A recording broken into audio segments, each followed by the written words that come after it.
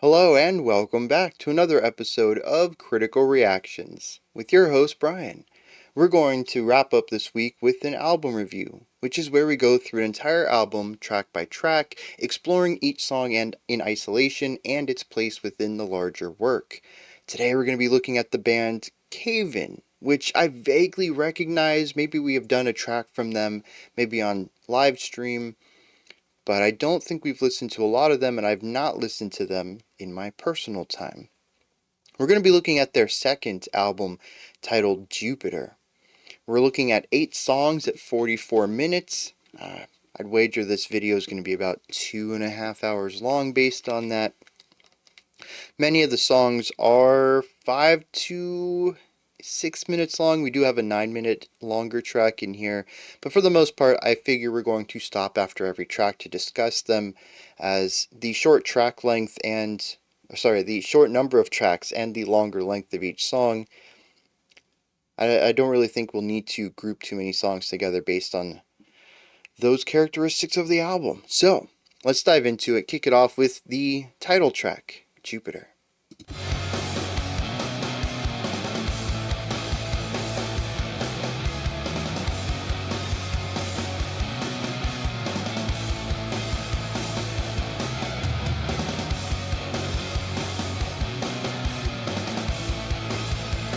Bass shining through in the mix.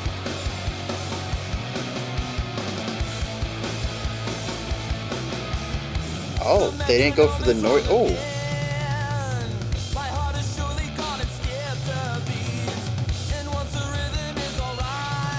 Yeah, there's more of that noise stuff. This is very punky here in the middle. A little bit of Phrygian tossed in there. Phrygian dominant specifically.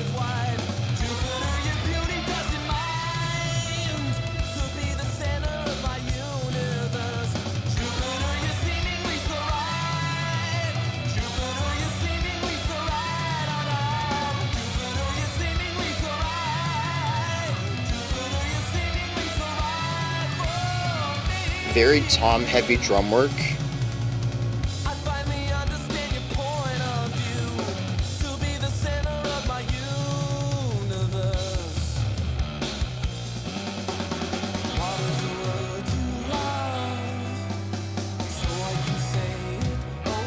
Okay.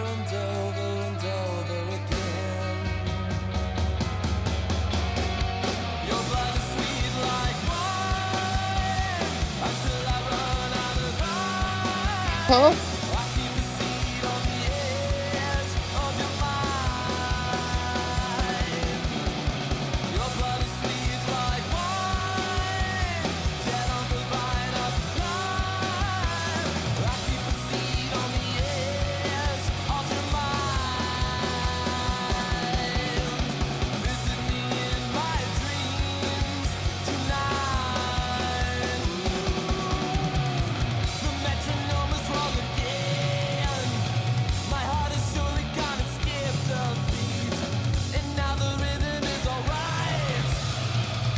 Some guitar slides.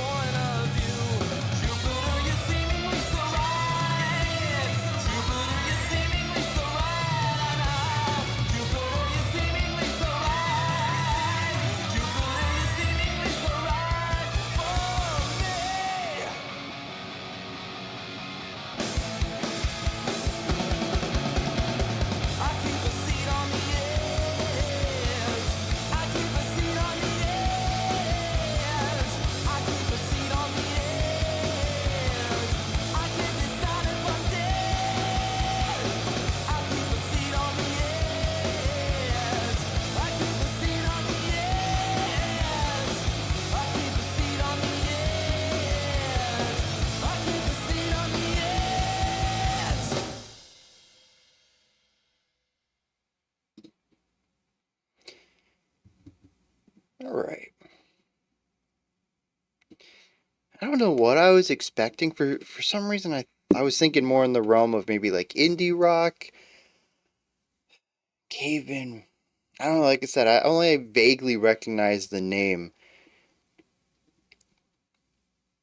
This is just not what I was expecting though. So this was kind of cool though, because it went in some neat directions. We started off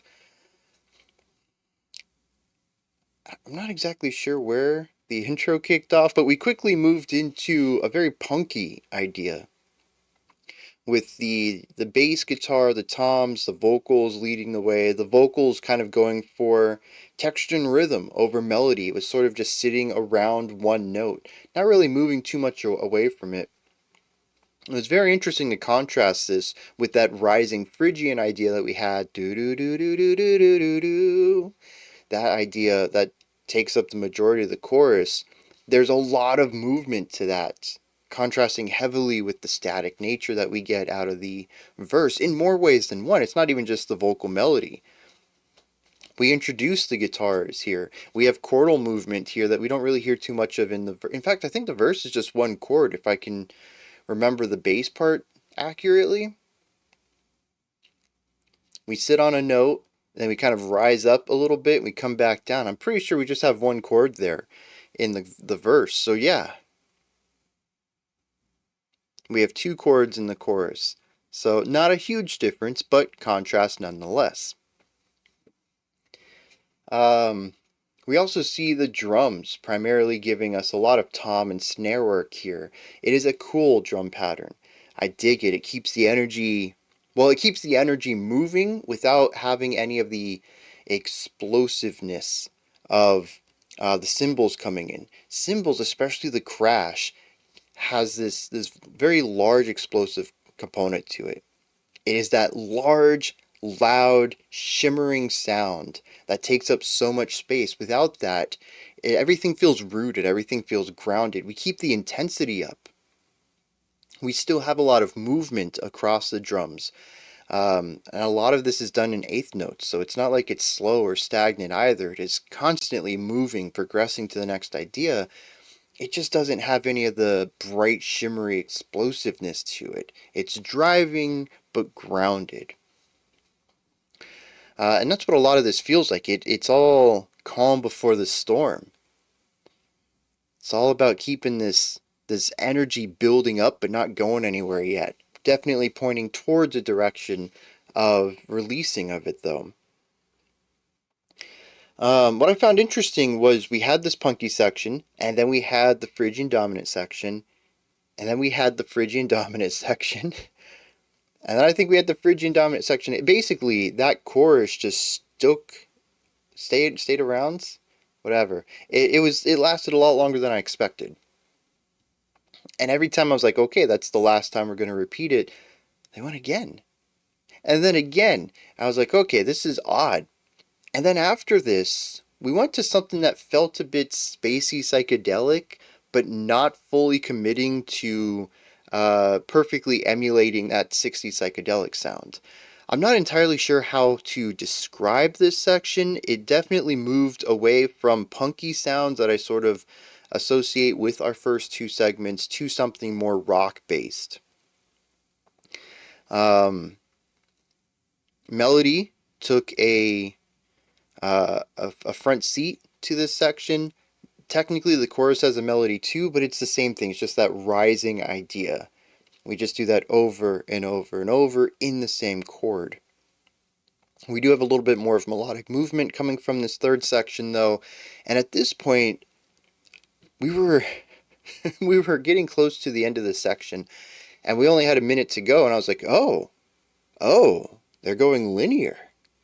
I really figured we would have the punky section, and then the Phrygian section, and then the punky section, go for an ABAB pattern here.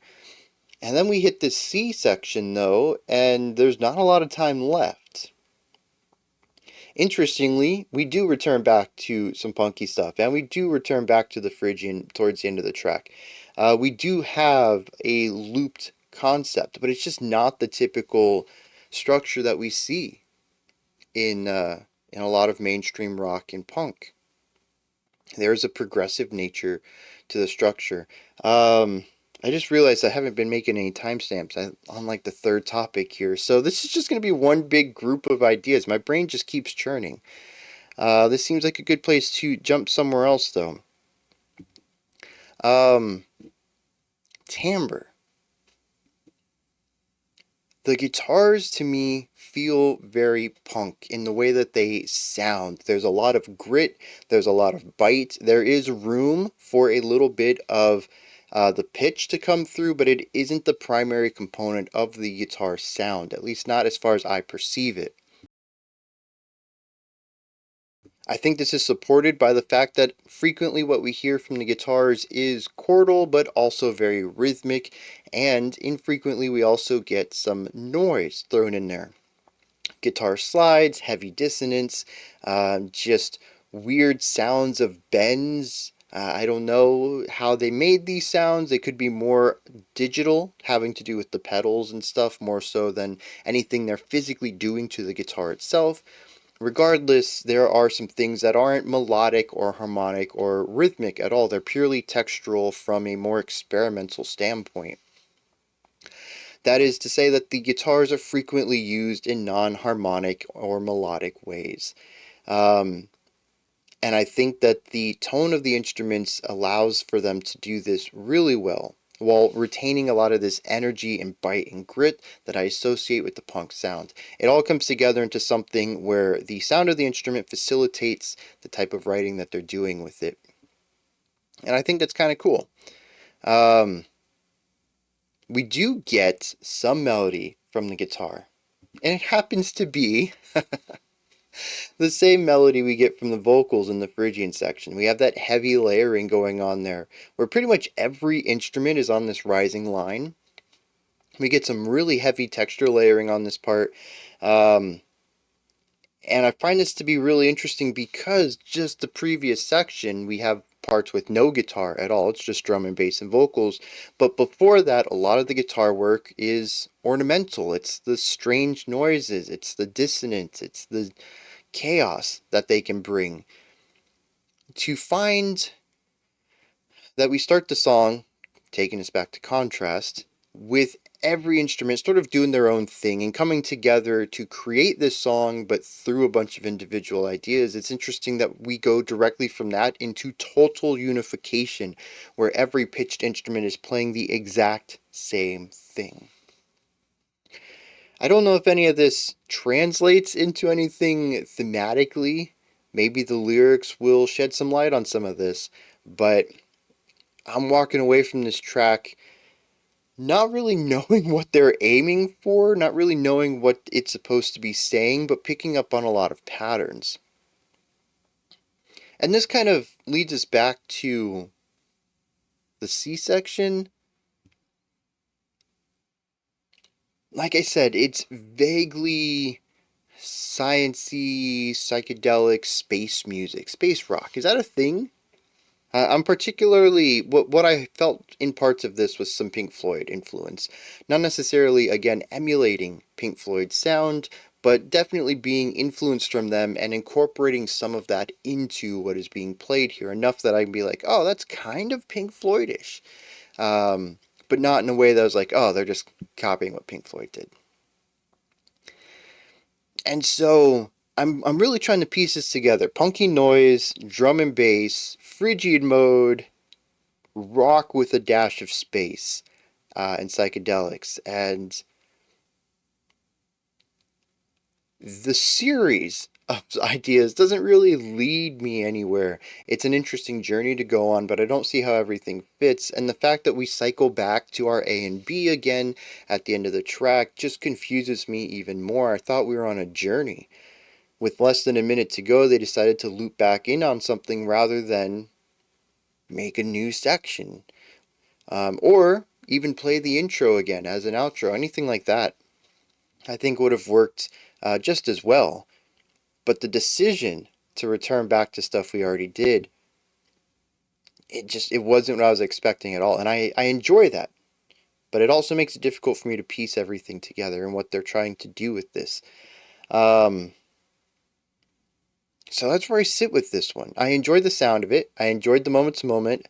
I had this strange smile creep across my face towards the end when things started to click in to place. Not necessarily that I understood it, but that I was finally being able to see where things were heading. But I don't think I have a strong grasp on what they're trying to say with it. And I'm kind of hoping the lyrics might shed some light on that. So, I think that's where we're going next. Alright. Lyrically, I think this is a love song. It's done through the metaphor of Jupiter being in the right place of the universe. But we've taken this into my universe, metaphorically, and Jupiter fitting into my universe. Where Jupiter is probably a person of a love interest for this narrator. There's some really interesting lines in here, though. The opening stanza, which we actually revisit later on, says the metronome is wrong again. My heart has surely gone and skipped a beat, and once the rhythm is all right, I can understand your point of view. I really like that. About being out of time, out of step with someone else, and it just takes a small adjustment to align with them.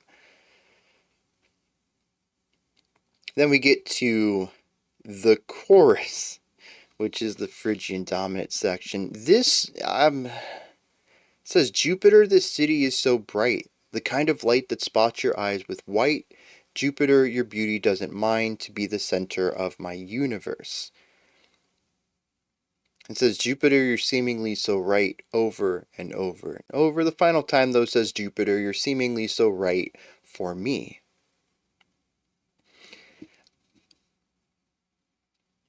I wonder what the city is, and that's what makes me think it's a metaphor more so than a love for the planet. It says, Jupiter, the city so bright, the kind of light that spots your eyes with white. It's too bright. It's not just that it's so bright, it's too bright for human vision. But we immediately move away from that and just says, your beauty doesn't mind being a center of my universe. Which is an interesting phrase, I think, but I think it's fine. And then just talks about how perfect this union is. Jupiter, you're so right for me.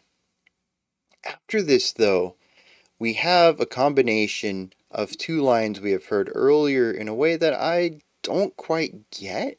It says, I finally understand your point of view to be the center of my universe. Oh.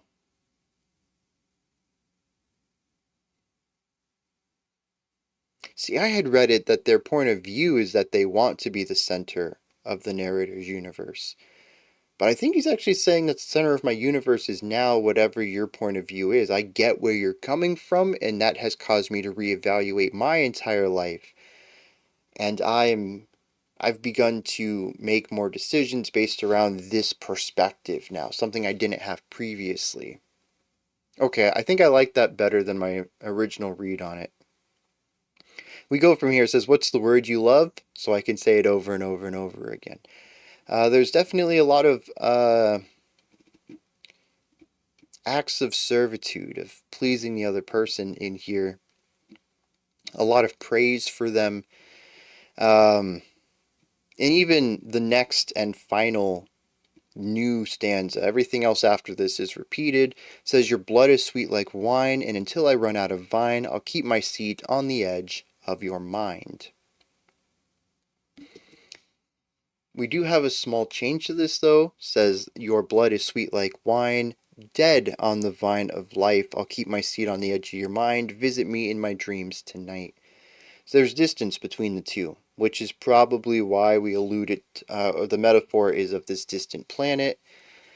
The person and the narrator there's space between them. And they're exaggerating that space by talking about them being a totally different planet, but still within their universe. They still think of them daily and stuff like that. Yeah, I think that's what this is about then. Musically, I don't know that I have any way to pair these two together. Maybe there's not necessarily supposed to be a pairing of the two together. Could just be they wrote some cool music, put some cool lyrics on it, and there's nothing wrong with that. Now, before we head into the next thing, while I was looking at the lyrics, I did come across an album bio. It says Jupiter is the second album by Caven. That's true, it is. It is a change from the metalcore of their debut, Until Your Heart Stops, mostly in a more mild alternative rock style with hints of progressive rock and space rock. So I was right about the space rock. Progressive rock, we did pick up a little bit. I mentioned that the structure is very progressive. I wonder if we'll see more progressive rock elements in it, in the album. But the thing that really stands out to me is that this is a deviation from their metalcore sound. So I went to I went to Wikipedia to look at when these things were released. Maybe they had a personnel change, maybe it was a, drastic thing. They released one at a specific year, and then it took them 10 years to make their second album because they had to do other jobs, right? They didn't get picked up immediately, and this became a side project for most of the musicians. No, that's not the case at all. The personnel is the same, and this came out just 2 years later. They pretty much started writing this not too long after they finished up their metalcore stuff, and this is just the direction they went into. That's a very large change, and funny enough, I can only think of one other band that would have had such a wide shift from a debut to a sophomore album, and that band also went from metalcore to progressive rock. Too. That was the Human Abstract, although a lot of that I think was due to a personnel change. So yeah, it doesn't happen a lot of times. Usually a band kicks off a sound, what they want to write, and then they cement it down and further explore that sound now that they've had the experience of a first album. And this group was like, nah, we want to do something totally different. Now, I'm really interested in this original metalcore album, but I don't want to spoil the listening experience of this album. So, depending on how long the video takes, I may check out a track from their first album, maybe a single, when we're all said and done, after I've given my final thoughts on this album, so that none of it's tainted by this other track, whether I confuse it for something from this album, which I don't think I'm going to do, or even just start comparing it. I don't want to do any of that. So, but I'm very intrigued. I may end up doing it off camera. Who knows? It doesn't necessarily fit in the context and framework of this album review, but I am very intrigued by it. I want to see how far they deviated, where they started before coming into this album. So, with all of that said, we're going to dive into the next track, In the Stream of Commerce, and see where Jupiter continues to take this album.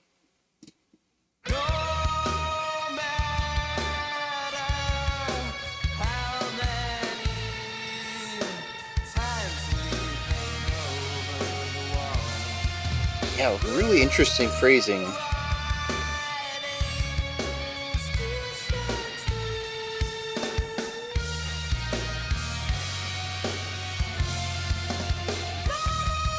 Interestingly, we're still working with an 8-bar phrase, a 4/4, so it's very standard as far as what's written, but it's not standard at all. Those falsettos were very nicely done too.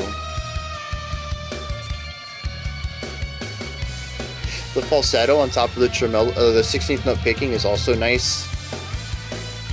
Long held out note with multiple attacks under it.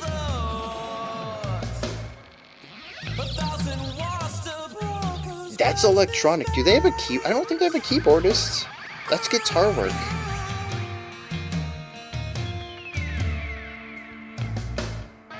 Melodic drumming. Yeah, this is very experimental for rock.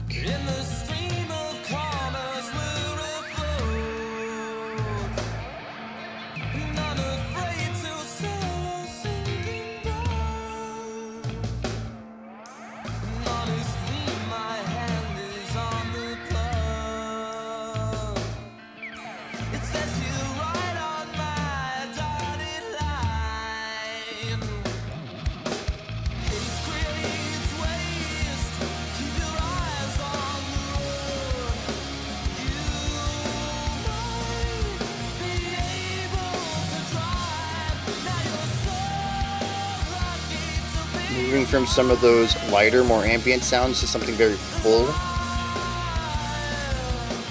more traditional. Oh, we got chords from the guitars.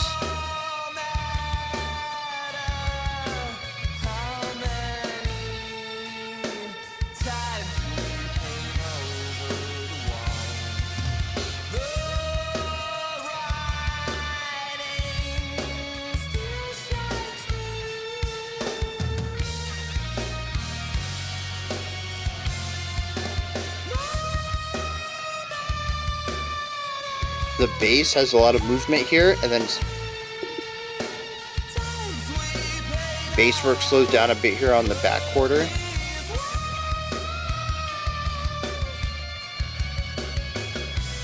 Interesting too to leave this fourth repetition devoid of vocals.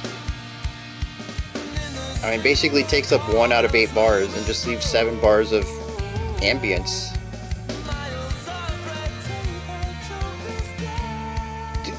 This guitar stuff here, this wasn't the last time around.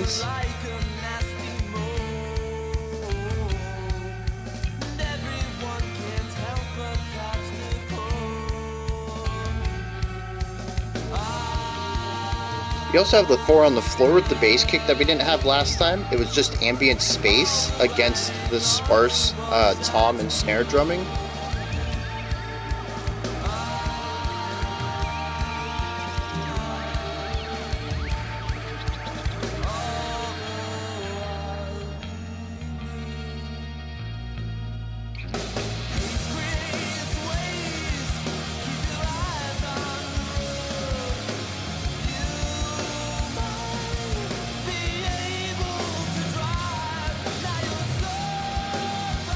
Very powerful vocals.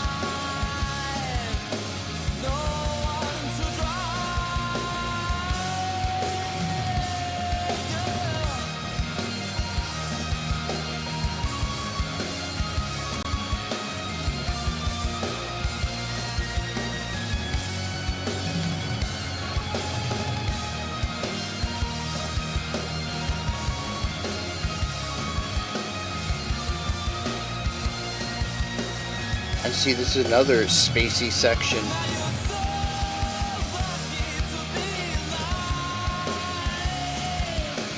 This sounds like a lot of the alt rock that was on the radios in the late 90s, but in like a major mode, very positive.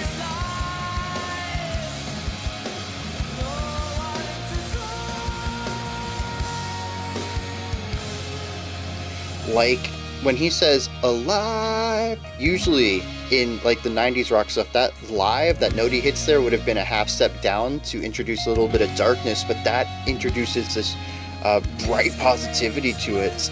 But everything leading up to that feels very 90s.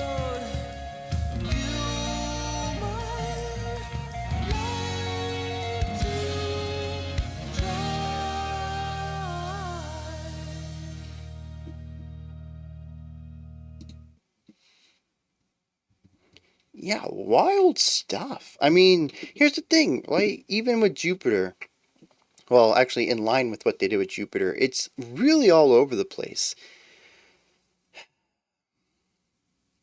This is one of those times when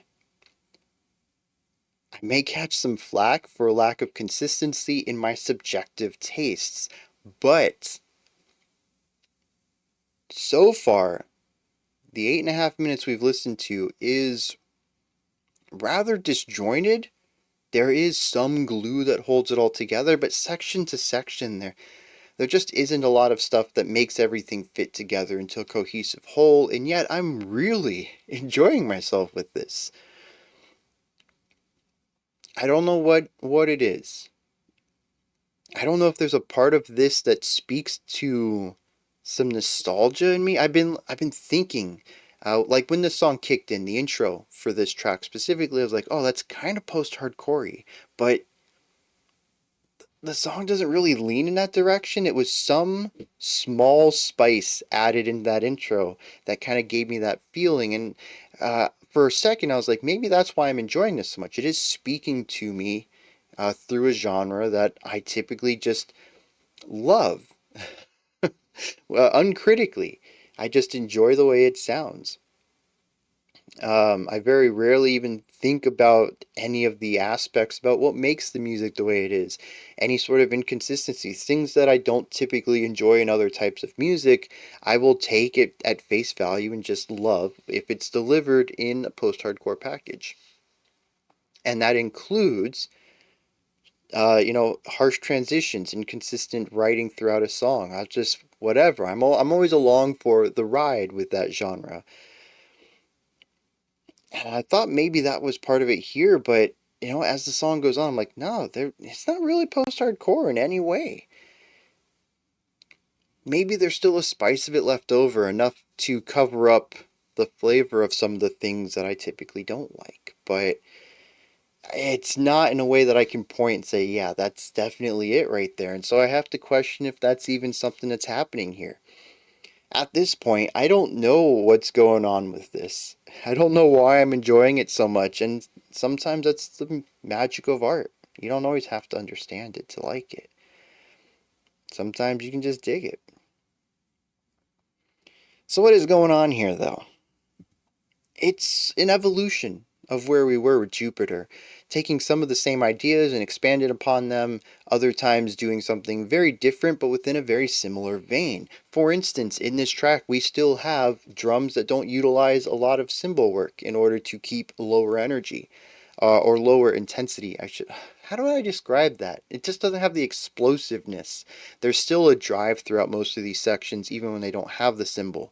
The guitar is very noisy in here still. We have fun, eclectic vocal lines throughout here as well. It is still in 4/4, much like Jupiter was. And I already mentioned the vocals. And the bass does based things, which I'll get to later, but I think at this point I'm going to call standard plus as far as what the bassist is doing, and I'll leave you in suspense for that. We'll get to that in a bit. So it does do a lot of the things that Jupiter did, but also it has some space rock element to it. It just does it in different ways, different orders, different combinations of sounds. It takes many of the same building blocks and creates something that's quite a bit different, I'd say, than Jupiter was, while still exploring some fun structural ideas. I think this one does adhere a bit closer to the standard. We do have a clear verse, chorus at the beginning.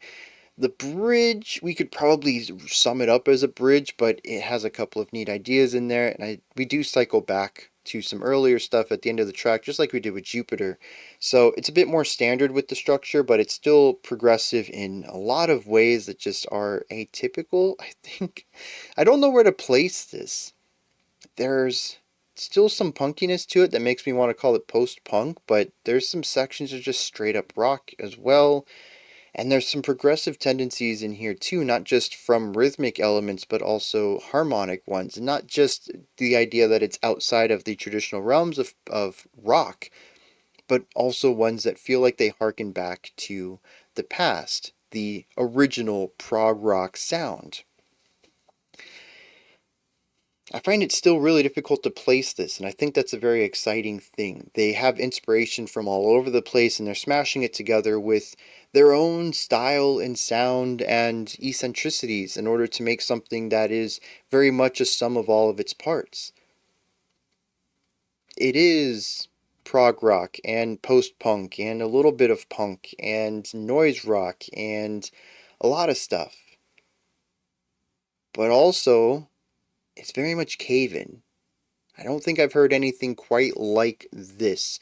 I think my closest band analogy would be Muse, and even then, I think there's still a very wide gulf between those two groups. It's just that they're the closest I can think of as far as similarities in writing. And with this album coming out, I think it was 2000, that would have made them a contemporary of Muse more so than somebody who's influenced by them. So, I mean, that's always important too. Drum work. We do have some sections in here focusing on bass kick, tom, and snare. 2 for 2 on this. I wonder if we'll continue to see it. I love it. I think it does a fantastic job of keeping things grounded. Very few drummers will restrict themselves entirely from cymbals for any section. And I think it's cool to hear it done so frequently here, especially in the way that they do it, which is to sort of create a quasi build-up to restrict the listener's release from tension, and to keep that tension building and building and building in a way that doesn't require extra volume and extra intensity. You just keep the listener on the edge of their seat and never allow for that tension to be released for an extended period of time. I think it's very cool what the drummer's doing there. Here, though, we also introduced some melodic drumming, which we saw at the second half of, I think it was the first verse. It's just these little 2 to 3 note spurts of tom and snare. That's it. There's no timekeeping here, really, not from the drummer. It's very sparse ideas, and to me, it feels very melodic. It's a few notes that, I mean, they're notes. It doesn't just hit the snare da da da 3 times. It's the snare and toms and bass kick in a way of utilizing them as notes, because toms have notes, snares have notes, bass kicks, they all have notes. Drums have notes. They're all tuned to notes. I don't think a lot of people know that, but you can tune a drum. We just typically don't associate them in that manner. But I that's what I felt like listening to the drum in that part. What I found interesting was that we did introduce a rhythmic aspect to it the second time through this section when we had a 4 on the floor bass kick. That whole section, though, I think I need to go over in its own section, so we're just going to move on from the drums into the guitar work. We take some of the ideas that we saw on the first one and expand upon them. We still have noisy, interesting, esoteric guitar sounds coming out of the guitars. I don't know how they made them still. At first, I actually thought it was like a synthesizer, and then I was like, wait, there's no synth in the band. This is coming from a guitar. And that still kind of blows my mind that they can make some of these sounds. But it's also paired with more melodic lines. We also have textural chords that we see in the chorus. And we do have 16th note picking, which is very cool because it's utilized alongside some of the vocal falsettos. That gives us cool texture layering of the constant choppiness of 16th notes with the smoothness of just holding out a tone. And I think that always works really well, particularly because at that section, everybody's on the same pitch and the same octave. So note-wise, pitch-wise, it's all blending together, and it's the textures that are coming together to create this multifaceted aspect. So I thought that was cool. On the topic of the vocals, the dude's just all over the place. Super powerful, little bit of grit in them during the chorus, has a lot of bite and strength. I really love that. It's full-bodied, full width, strong amount of projection, but it's also contrasted against the verse, which tends to be lighter, a little airier, just more timid in general, frequently pushing into a very high falsetto that has a lot of clarity of tone to it, which is impressive for how quiet it feels like it gets at times. And the dude's just showing off some vocal dexterity in this track, which I wasn't expecting based off of the vocal work in Jupiter, which again I mentioned was a bit punkier, is rawer. I don't necessarily think that pitch was as such a it wasn't as such a focus on Jupiter during the verse, and it could have been tonally off, a little bit flat, a little bit sharp, and it would have been just fine. It just wasn't a focal point of the vocal performance. And here the dude's showcasing dexterity, huge leaps in pitch, and landing on these notes spot on. So it's very cool just to see all the ways that the vocalist is dancing around here. And coming back to the bass, as I mentioned, this is standard plus as far as I'm concerned. A lot of the bass work is root notes and just pedal tones. The bass does have some extra lines though. As we saw in Jupiter, there's a little run at the end of each verse. We do have a little bit of extra movement here as well, particularly in the first half of the verse. The bass gets to lead a little bit while everyone else is making noise. But then after that, we return to just pedal tones for the last quarter of it.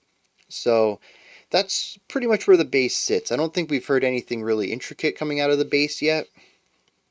Oh, well, the bass did go with the Phrygian line on Jupiter, so that was kind of cool too. So yeah, instrumentally, that's where everyone's at.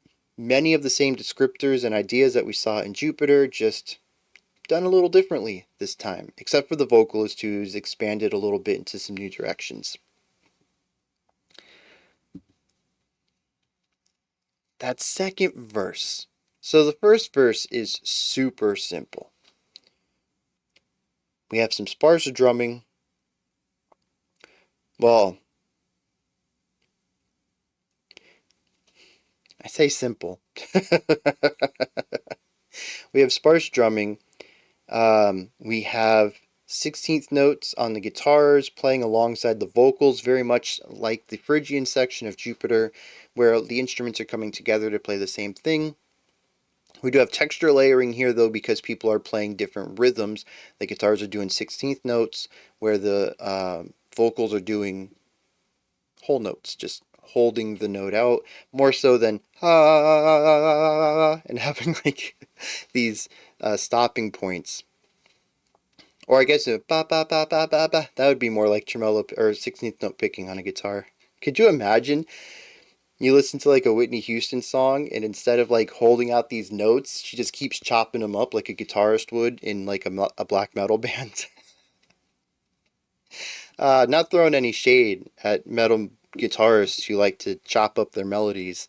You know, different things work in different situations. But just switching these, I think, would be hilarious because they're out of context now. They're out of the areas where they excel at. It kind of showcases why things work better in some places than others. Anyways, I'm way off topic here. We have the bass sort of leading things at the bottom. And all of this is done in a very strange time signature. 4/4. Yeah, it was funnier in my head. I don't think anyone laughed at that. Anyways, the whole thing's in 4/4. We're working with an 8-bar phrase, 32 beats, very, very standard. The section doesn't feel standard, though. The place that they start lines, start phrases, what beats they're accenting changes from, bar to bar. It feels very linear, and the odd phrasing makes it feel like there's a lot of strange time signatures to it. It's all very simple on the foundation, though. They're just playing some real intricate stuff over 4/4 Meshuggah style. On the second time around, though, the guitars shift to noisier ideas. Well, one does, anyways. The other guitar has this cool little clean electric melody thing going on. The drums introduce 4 on the floor bass kicks. It is a more fleshed out version of it, one that cements a bit more of the rhythmic elements of it and moves away from the sparse openness that we explored the first time. I think this is really interesting because it isn't just one instrument doing a variation on what they were doing previously. It's everybody except the bass and vocalist, I think. I found this to be fascinating because it's almost like they wrote 2 versions of this and didn't know which one to keep, so decided to keep both. Although I suppose they always had the idea that the first time through was going to be sparser and the second time through was going to be the fully realized version of it. I'm curious, again, if anything in the lyrics might support this idea of expansion, of growing into the final version, or just growing into something bigger. It doesn't even have to be the final version. It could still be just the concept of growth in general. It is called the stream of commerce, so it's possible that we'll explore something like that, but I do think that it's so prominently displayed in the track, it would be wasted to not speak about that in some capacity in the lyrics and kind of tie these themes together. There is something really interesting, though, in both of the verses. I didn't talk about this earlier. I don't know why when we brought up vocals. The vocalist has some odd phrasing through the verses. I think we can all agree with that. But what I think is the strangest is that the final time through on both verses, the final 7 bars are empty.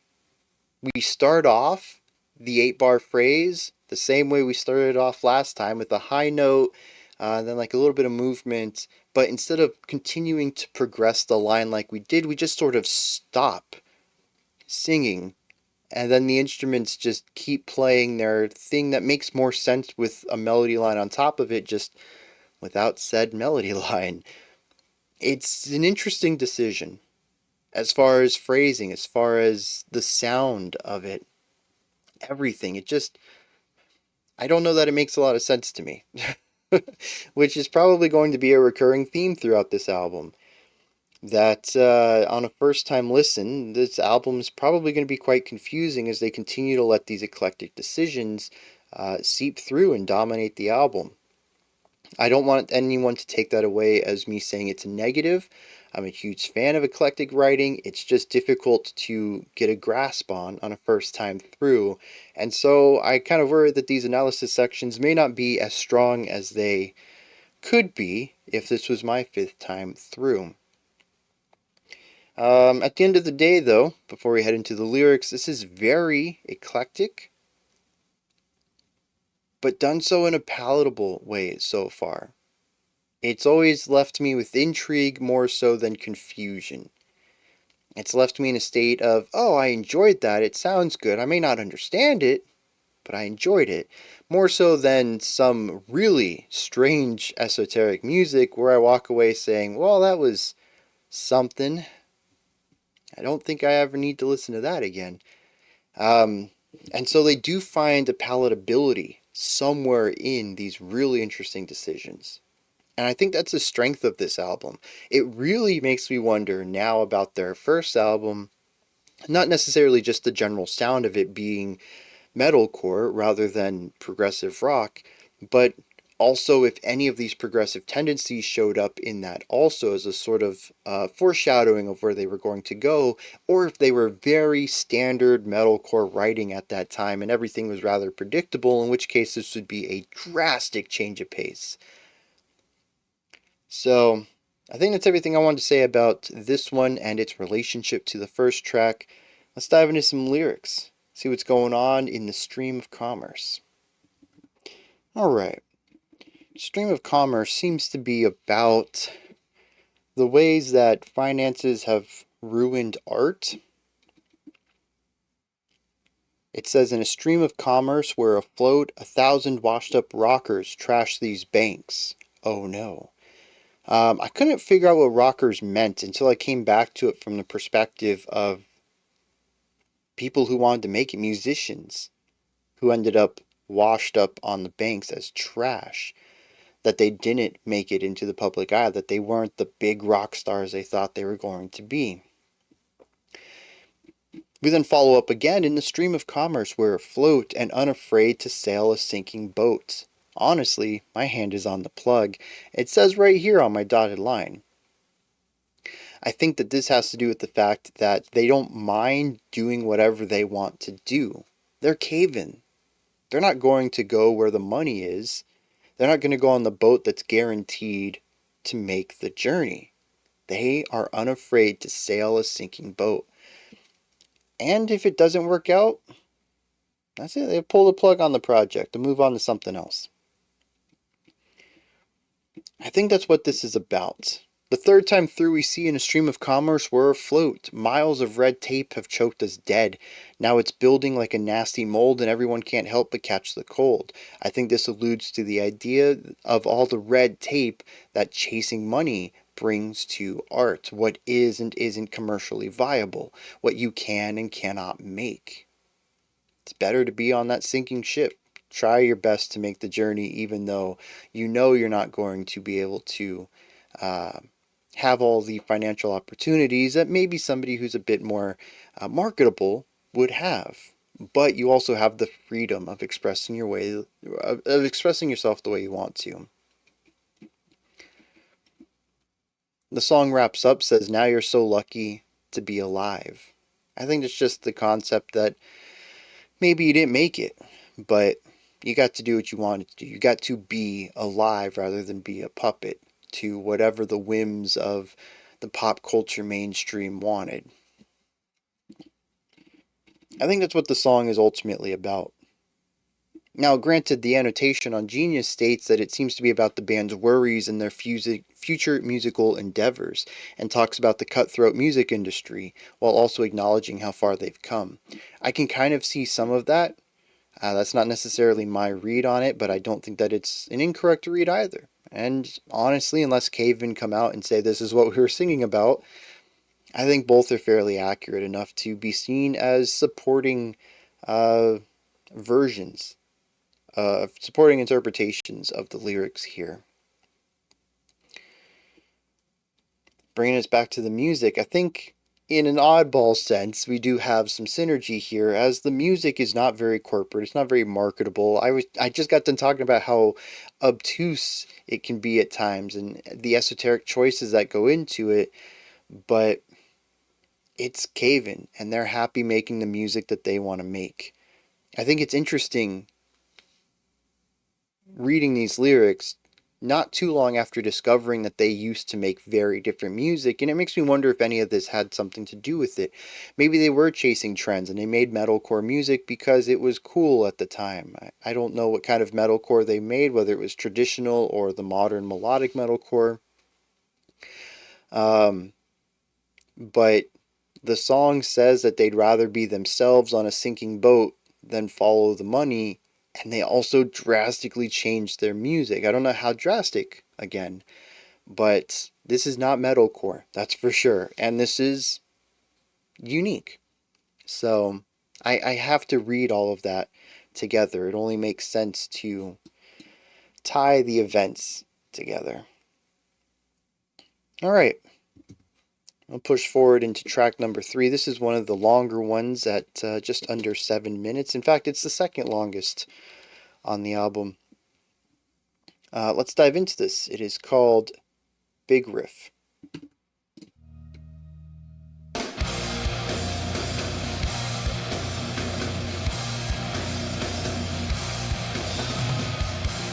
Well, that is definitely a big riff.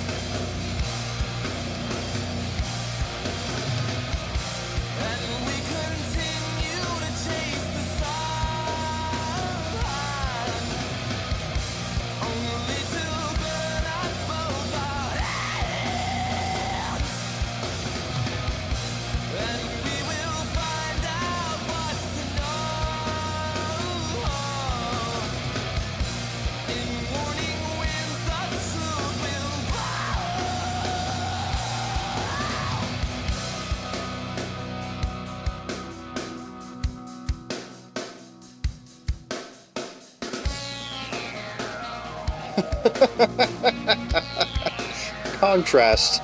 The drums held everything together as best it could, but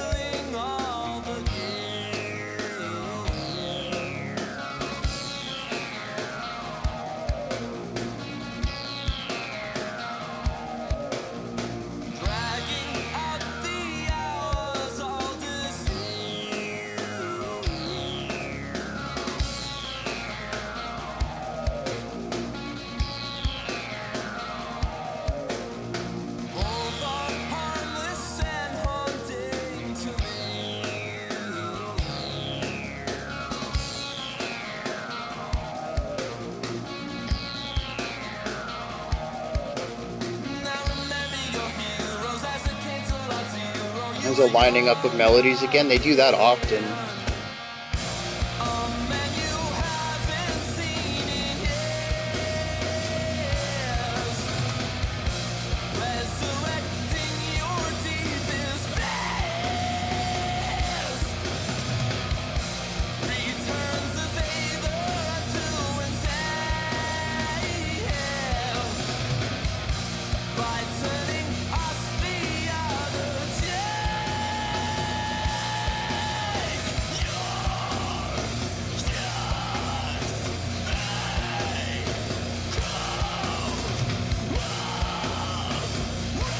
Very,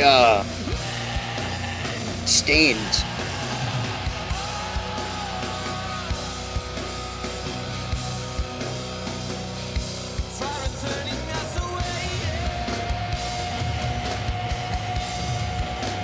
Oh, very fun drum part. Instruments are just massive, though.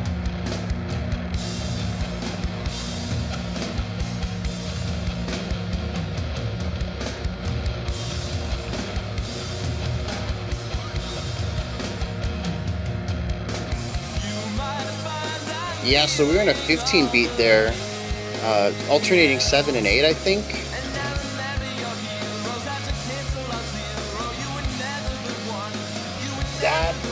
This reminds me of Rush.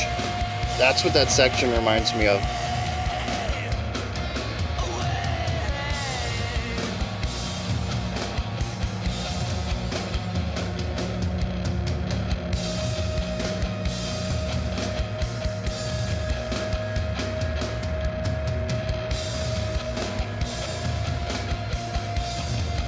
Yep, and that's it. This section is also alternating 7 and 8. Just a hair bit of rasp in there.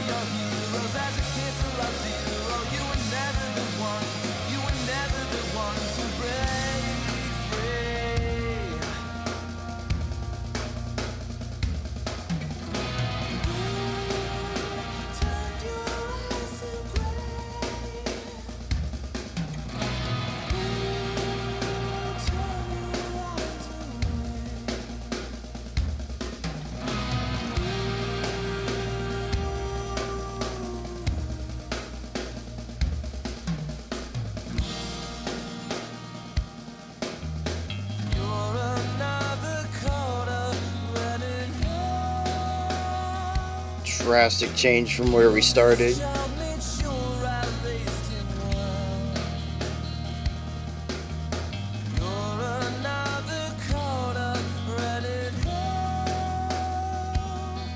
This is softness in the voice compared to those harshes.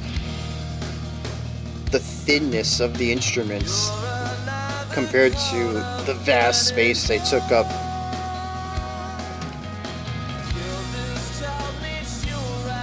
The beautiful layering we have here.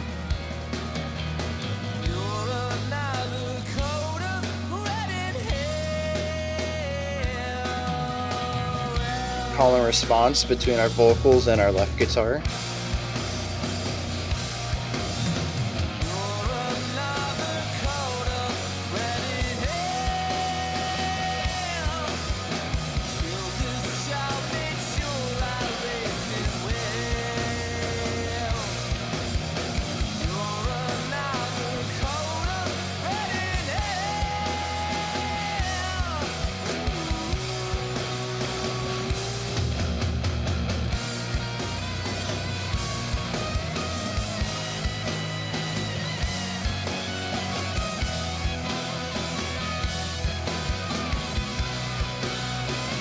Oh, a little bit of blues in there. Just as...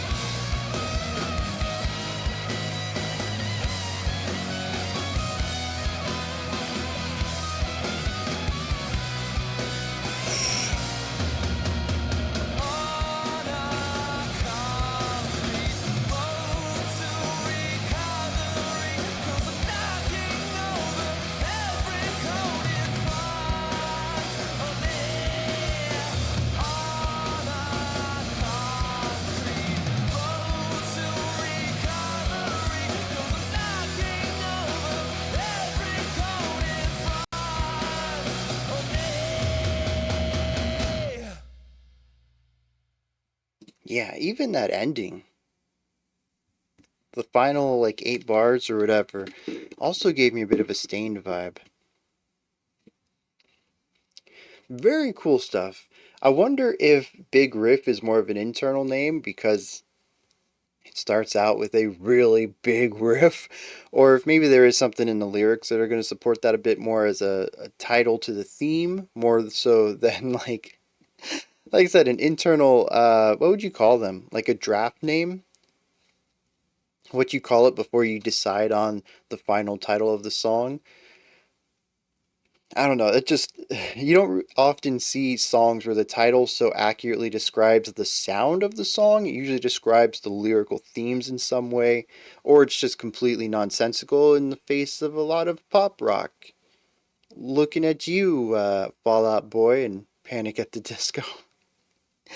Um, yeah, it's just so rare to see a song where the music itself is described, and this comes in with a big riff.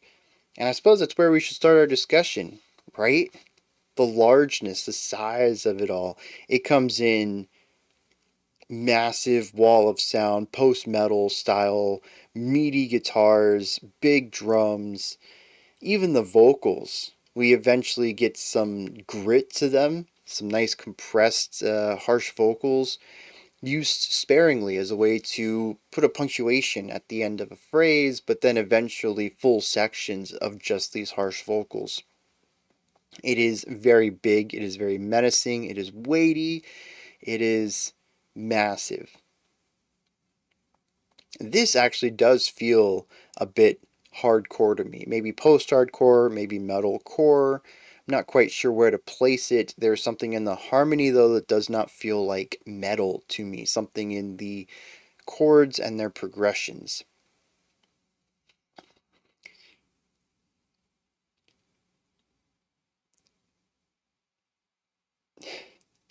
I wasn't expecting it, though. You know, the descriptions have been they left their heavier days behind them in order to pursue a different future.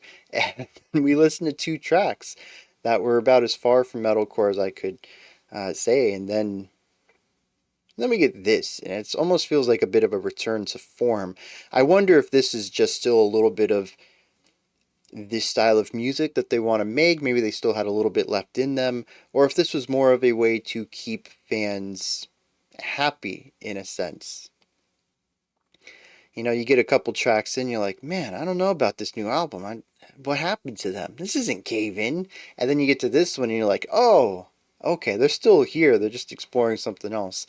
Maybe just kind of help old fans get into this new album. Or like I said, maybe there's just things that entirely it was for the band, for Cave In, whether this would fit the song lyrically, the story they wanted to tell, or maybe they just had a little bit of this still left in them. They wanted to write one or two more really heavy tracks again. I don't know. I'd have to ask them about that, I suppose, but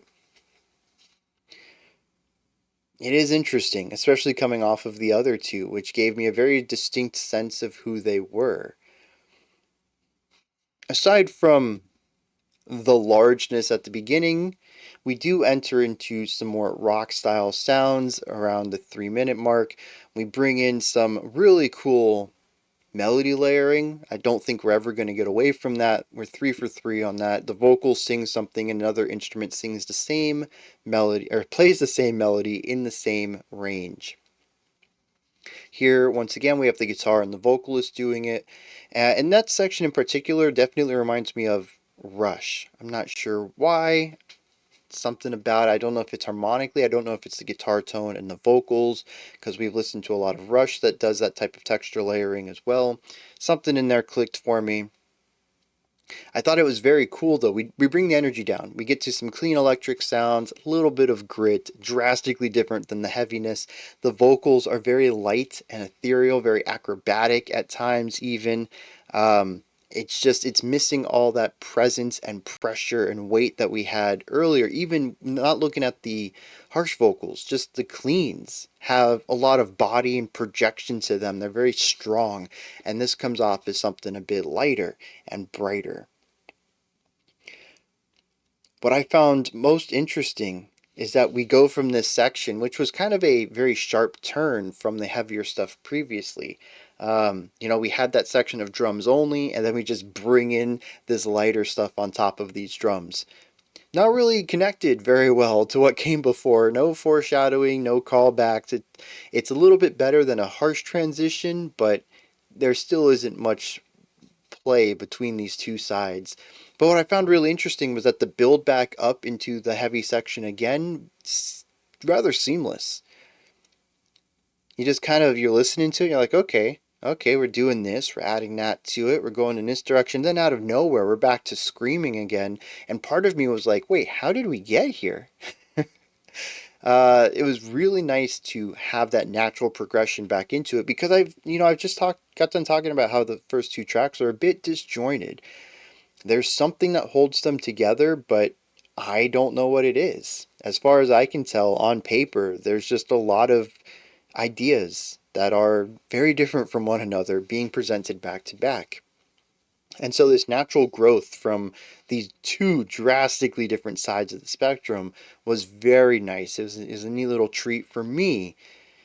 And me being able to ask that question of how did we get here because the journey was so smooth. Yeah, I'm really happy to have had that experience after the first two tracks. Um, we do have some progressiveness of time. There are a couple of sections in here that utilize a 15 beat phrase, which moves away from our 16 beat phrase that we've seen often on the other two tracks. And we accomplish this by having a 7 beat idea followed by an 8, which gives us this feeling of lurching in the middle of the larger phrase. Took me a second to figure this one out because they also have some odd phrasing going on the minutia as well. But if you count it out, which it does take me the entire segment to really feel this out, we do get to 15, and there is a little lurching in the middle of that, right after beat 7 of the 15. What I like about this is that when I first heard this, I said, oh, we must still be in 4/4. And they're just playing around with it again. Because, once again, they've set my expectations for this 2 songs in. That's how things have been going. This is a really upsetting track, actually, in that almost everything that they've sort of set up as a pattern in here, granted, they're in patterns of 2. So, is it really a pattern at that point? I don't know. I felt it was. I figured this third song would solidify this idea by putting the patterns into a group of 3. And this cementing home that this is how the album's going to be. We've explored these ideas and these ideas and these ideas, and we're going to change them all up. Each song's going to be unique, but they all have these core elements incorporated into them. One of the elements, as we've discussed, is pairing the vocal melody with the guitar in the same range. That's a pattern we've seen on 3 songs. I expect more of it going forward. But in other ways, this was very upsetting. It took some of the patterns I had begun to notice and subverted them entirely. The entire beginning of this track is a massive subversion to the expectations set up by the opening 8 minutes of this album. So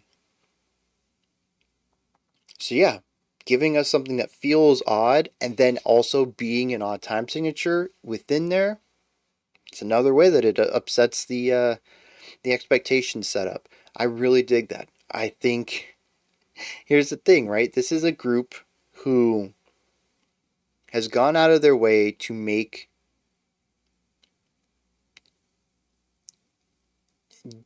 unique music. We're going to go with that.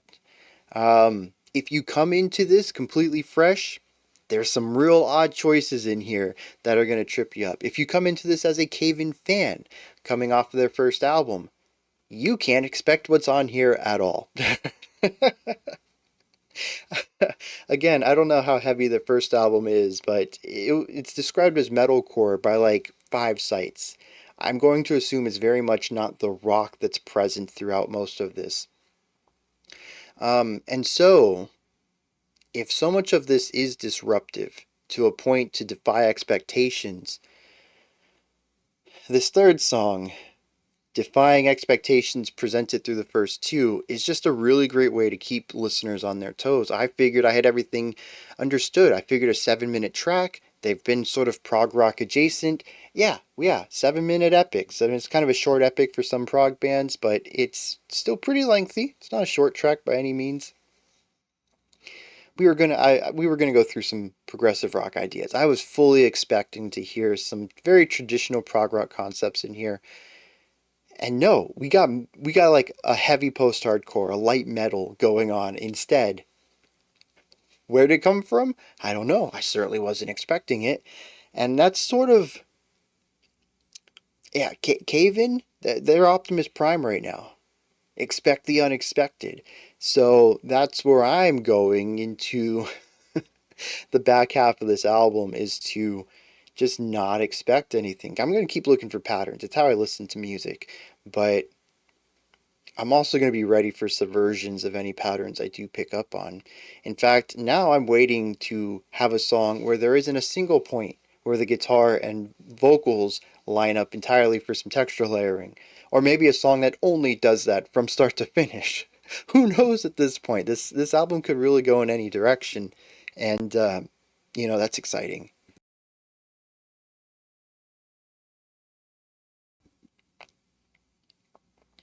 Oh, what's interesting is outside of the metal aspect, which leaned really heavily into weight and sound and noise, we really didn't have too many of the interesting textural guitars. But within that section, we did have some sounds that I cannot believe were guitars.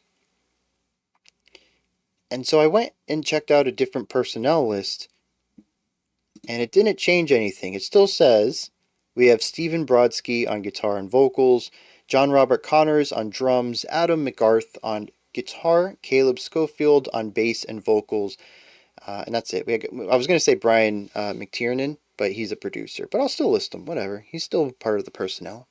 This album would not be the same without him. There's no keyboards or synthesizers in here at all.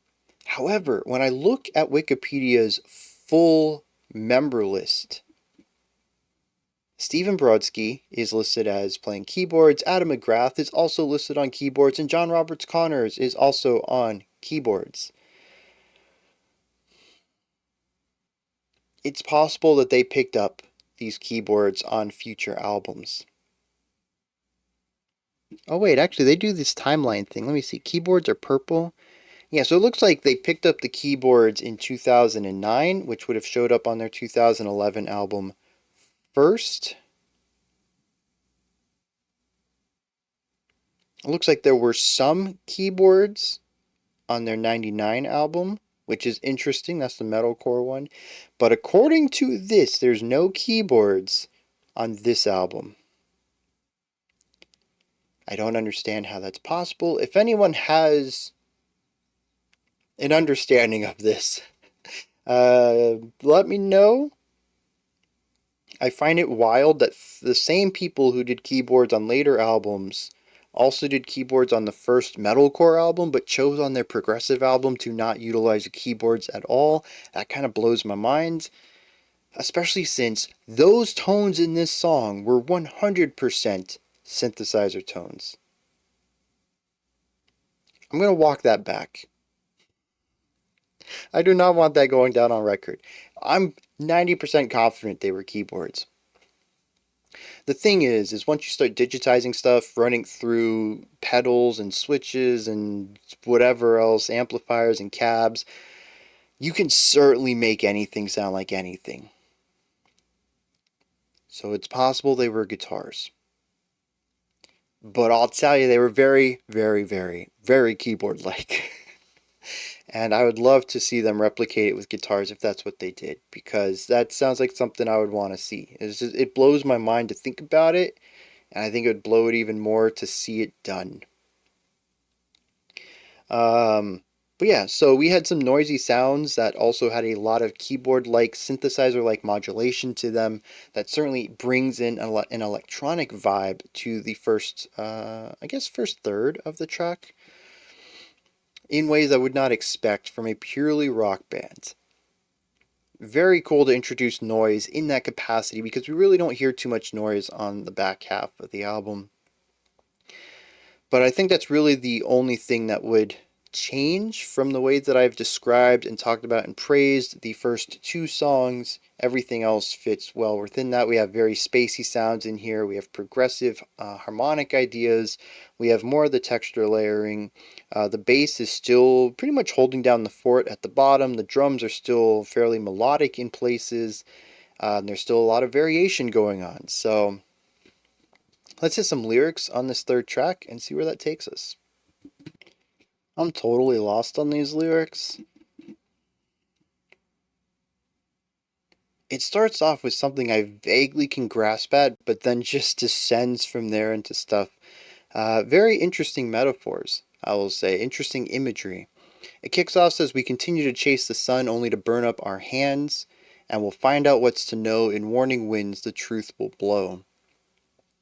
The idea that we're reckless. I think that's what I get out of that. The we, I'm not sure if that's a you and I type of we or more of a royal we as in humanity, but there's a lot of recklessness going on, and that the warning winds blow truth. I think necessarily that the phrase there is that they're ignored, but I'm not 100% sure that that's what they're going for. Couple stanzas later, it says, "A man you haven't seen in years, resurrecting your deepest fears, returns a favor unto himself by turning us the other cheek." What? I have no idea at that point. And one of the last stanzas with new ideas says, "You're just a coat of red in hell, tired of turning us away." The idea of "you're another coat of red in hell" is repeated a lot of times in this song. By the end, though, instead of saying turning us tired of turning us away, we have a repetition of "kill this child to make sure I've raised him well," which does rhyme a little bit better, with well rhyming with hell, better than away in hell, but still going a bit over my head a little bit. The final stanza states, "On a concrete road to recovery, 'cause I'm knocking over every cone in front of me." And I like that. The road to recovery is typically a metaphor used for the path one has to take to remove a negative element of their life, whether it's grief or addiction or whatever, something to get back on track with life. And here we convert it to a concrete road, which would be to recovery, and talking about a driving test, knocking over every cone, just completely failing at this road to recovery. But see, when I read that, I was like, oh, maybe I need to view all these lines from the perspective of somebody who is not in the best of places. That didn't help either, though. So I don't know if anyone else has some thoughts on these lyrics. It's the first one that I think I've walked away from mostly confused on. So yeah, hit me up in the description, no, in the comment section, if you have any thoughts about that one. All right. Next up is Innuendo and Out the Other. Oh, In and Out the Other, but okay. I see where they're going with that. Let's push forward.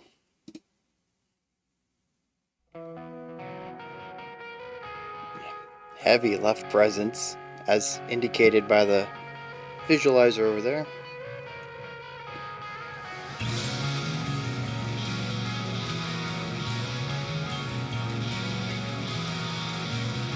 Very twinkly with a strong bass presence.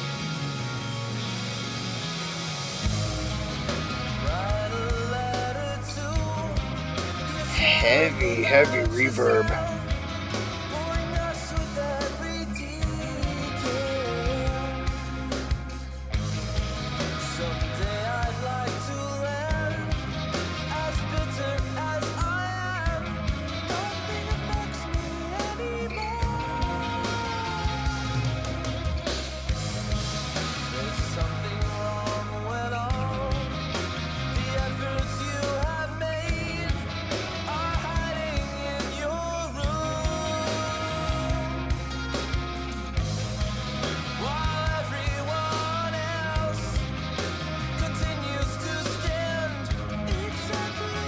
Yeah, very fuzzy, very reverberary, very large. It's a very overwhelming atmosphere to kick off the song with.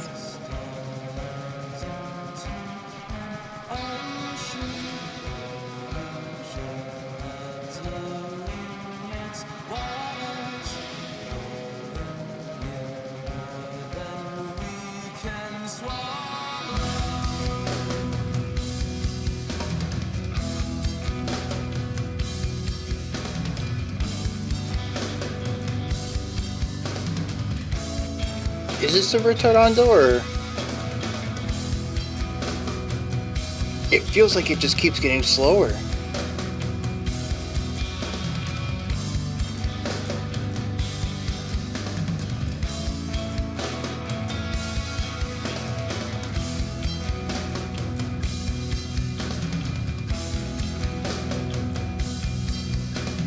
Oh, there is like a muted guitar thing, texture sitting in the middle here.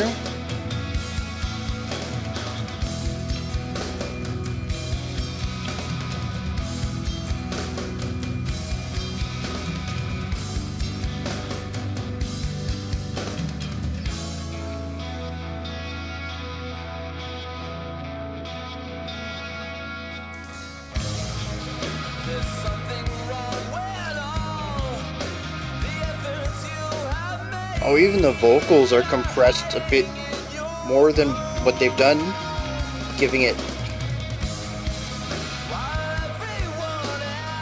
yeah, like an old radio sounds.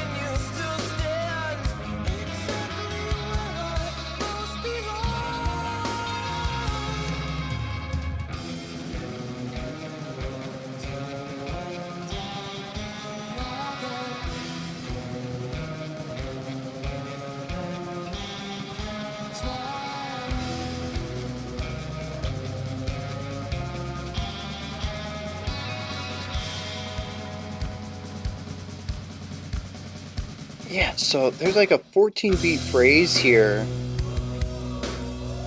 at the usual speed, but they also divvied up into groups of 3 with the bum bum bum bum bum, and that pushes against the time feel that we had going into it. So there's a polyrhythmic idea, or polymetric idea in there. I wonder how that 3 fits into the 14 though, because it's 1 shy.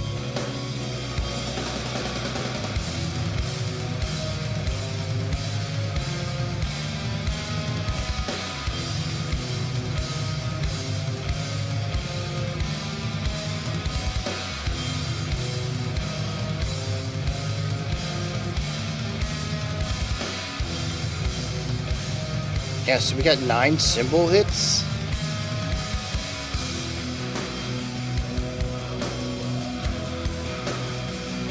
Yeah, I have no idea how that time stuff works in that section. We got 3s, we got 4s, we got 9s, we got 3s into 9s, we got 4s against the 3s. I don't know.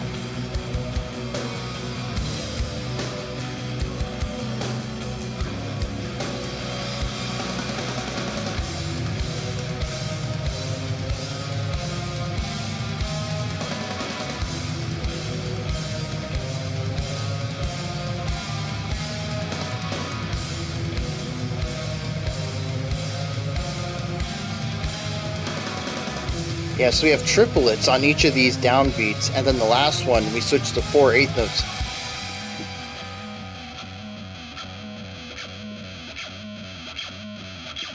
Wow, those very strange sounds.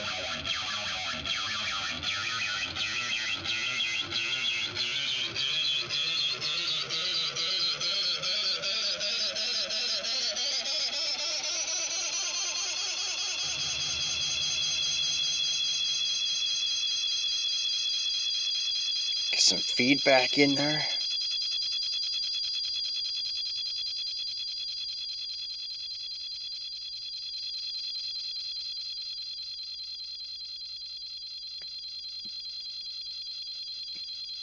There's still 19 seconds to go. I see that that's broken over there. I'll get that fixed.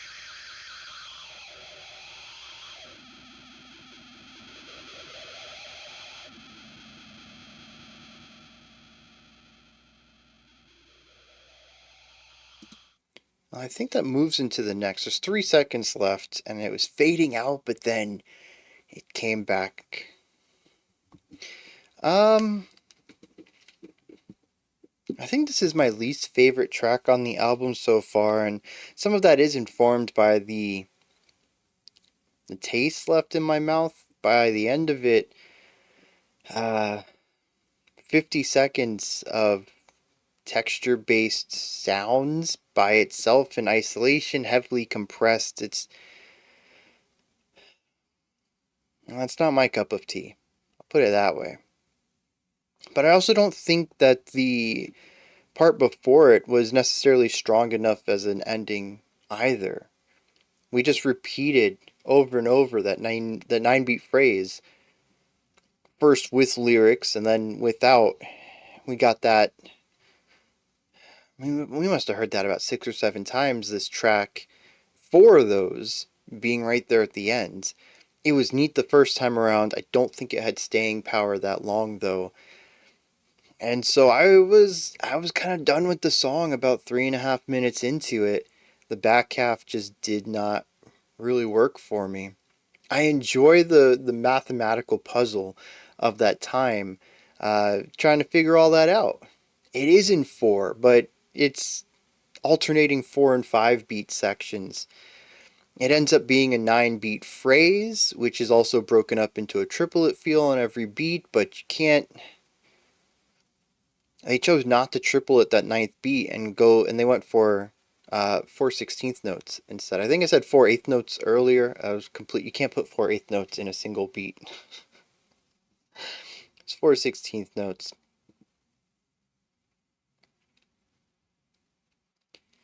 It's interesting, but once the novelty wears off of the puzzle, now that I've figured it out a bit more, it's decent atmosphere, I suppose. But again, the main conceit there is all the rhythmic layering, and I don't know that it works on a 7th and 8th time through, especially on a second time listen. So, kind of curious what everybody else feels about that. It is interesting, though, that they focus on atmosphere here. That is the key part of this song to me. In a way that we haven't really focused on earlier. Melody has been really key to a lot of these tracks. Texture has been key, which I guess turns into atmosphere, but it's been key in a different way, because it's been about, well, track 3 was about weight, and tracks 1 and 2 were about noise. This one is not really noisy up until the end, of course. The outro is, but prior to that, it's about a warm, fuzzy atmosphere. Even bringing in a very harsh compression on the vocals in order to elicit more of an old-timey radio sound on top of really fuzzy, hazy guitars. To me, it feels closer to something like shoegaze, where there's still an emphasis on melodic and harmonic qualities, but the atmospheric texture, the way that the song feels, is of utmost importance to everything.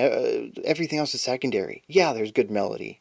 Yeah, there's rhythmic components, but none of that really matters as much as how the song makes you feel.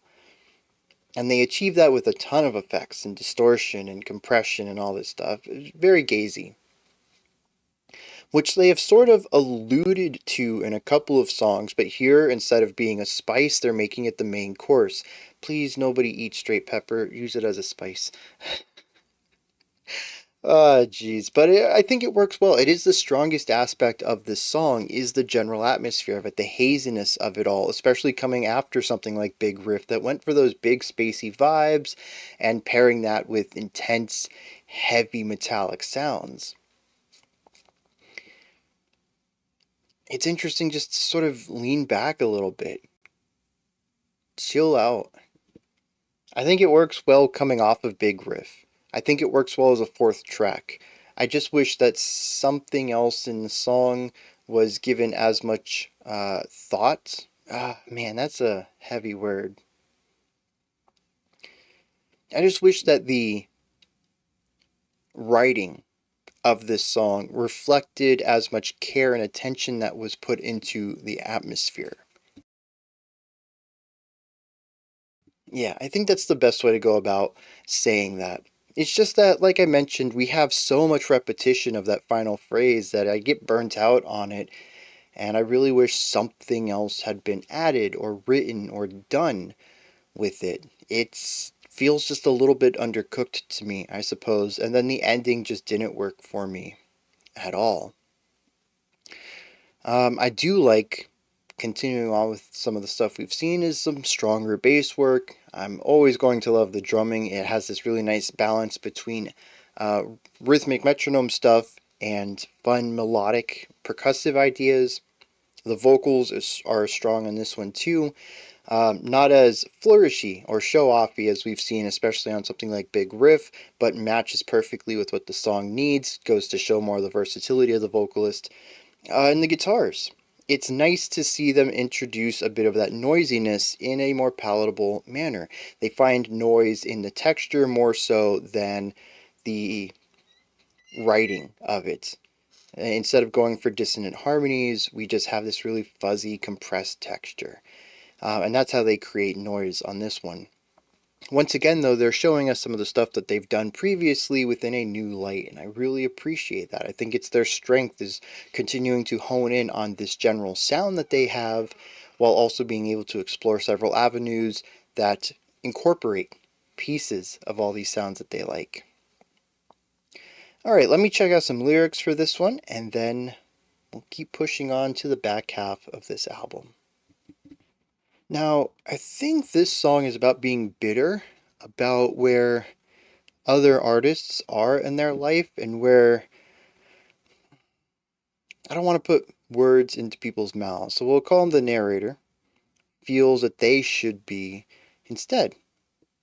It says you write letters to yourself about yourself, boring all of us with every detail. Someday I'd like to land, as bitter as I am, and nothing affects me anymore. Says there's something wrong when all the efforts you have made are hiding in your room while everyone else continues to stand exactly where I most belong. So he says that I belong in the limelight just as much as every other artist, and I feel like I have more to say than them. But everything I have to show, all of my efforts, they're hiding in my room. Now, I don't know what that's supposed to imply. It could be that they never presented them. Maybe they never had the confidence to say, this is my work. But maybe it's also that no matter how much they've tried to promote them, no one else has bought into it. Both in the concept of being fans buying in, but also commerce, to buy their stuff. Every CD that they've ever made, which would be the efforts of their work, the culmination of all of that put onto album, is still sitting in their room. All of them pressed and burned, and no one bought them.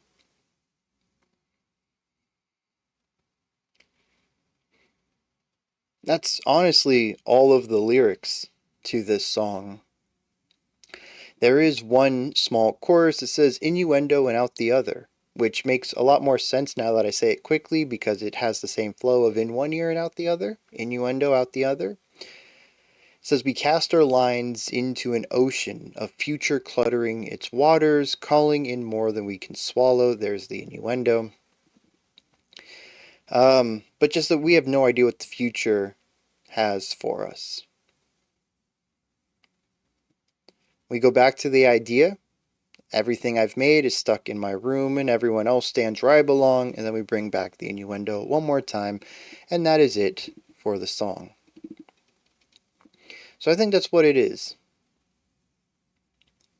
It is a moment of feeling like you deserve more for the effort you've put out, and you feel like you put out more effort than your contemporaries who hold the spotlight that you treasure most.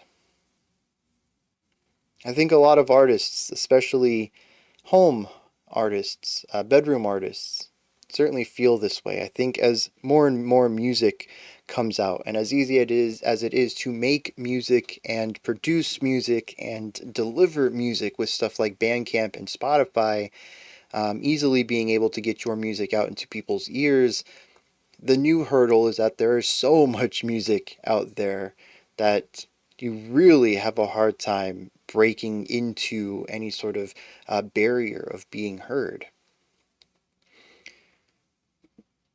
I mean, one of the reasons I transitioned from music making into, well, it started out as journalism and then became YouTube video making is because my music wasn't getting me anywhere. I was having a real tough time marketing it, getting people to care about it, so I had to take another route. It ended up me here doing reactions, which I absolutely love, and that has helped grow a little bit of an audience for the music as well. But I definitely, well, even in even in the reaction sphere, I would be lying if I said I didn't feel this way sometimes. Especially when I hear comments like, you're the best reactor on YouTube, you deserve more views, and there's a little bit of validation to some of my feelings sometimes. I'm human, I succumb to some darker thoughts sometimes, and being a little bit bitter, it does happen sometimes. So like I line up with this song a lot, which is really interesting because musically it's the one I have felt least connected to. It's the one I've enjoyed the least, but lyrically I'm right on board with it. And like I said, I think it's something that a lot of artists go through, especially nowadays. It's just so difficult to break into that limelight, to go from just somebody puts their music out on the internet to becoming not even just a household name, but just something with a following. It's difficult, and bitterness can certainly go into that. Sometimes from an inflated ego perspective, but also sometimes in the camp of cave-in. I don't know what they were doing in 2000. I don't know where they were sitting with fandom and popularity. But this music right here is really good, even today, but especially for 2000. But it also is something that just, as I've mentioned a couple times, just isn't super marketable. And it can be frustrating to create something as great as this and then not be recognized because it's not the most simplest, dumbest thing out there that can be marketed to a large amount of people. A lot of bitterness can stem from that, and it kind of sucks also being born out of an era. I've mentioned a few times on this channel that popular music tends to swing between more complex music and more simple music, and right now we're just in an era of simplicity. If he was writing this type, or if they were writing this type of music in the 60s, they probably would have got a little bit more attention due to the complexity of it. It was more popular to make some more complex music back then. Whereas today, this type of music just, again, it's not marketable. It's not popular. So, up to the whims of stuff outside of your control, that can make someone bitter too. Which is exactly what the chorus is about, casting our lines into an ocean, hoping that it just works out. And you can't control any of that. All you can do is make the art and hope for the best. Yeah, this is a lyrically good track, even if the lyrics are a bit less deep than maybe some of the others. It is one that I'm personally connecting with a bit more than the rest. All right, with that takes us to the back half of the album. We're gonna be checking out the shortest song at just 3.5 minutes. Oh, I take that back. Jupiter was the shortest at 3:17. Called Brain Candle. Let's dive into it, see what's going on. Oh, okay, so that random noise from track 4 didn't move into this.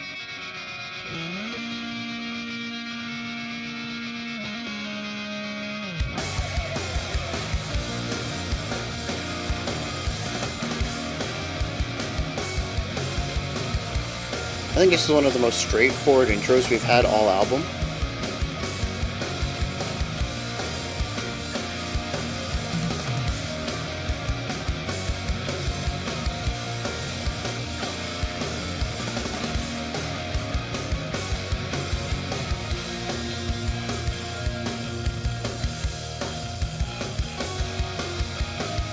Bringing in that really big distorted guitar over there.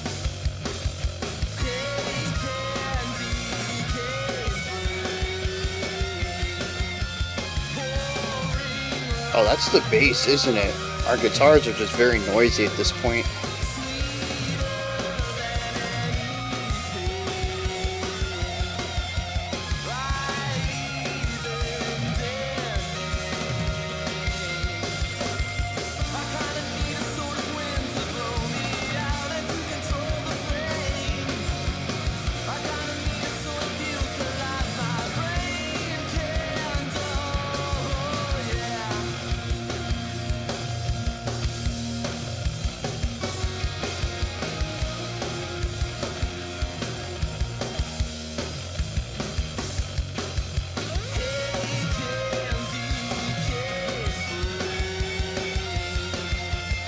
Mixing a little bit of the spacey sound with the noisy element to cover both of those sections.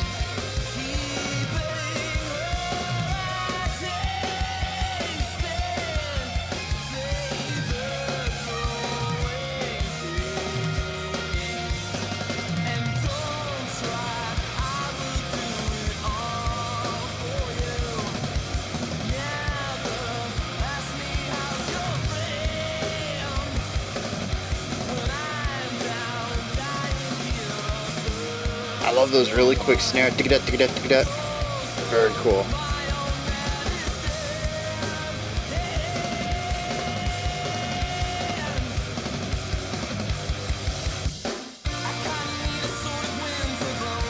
All that heavy weight for this uplifting release.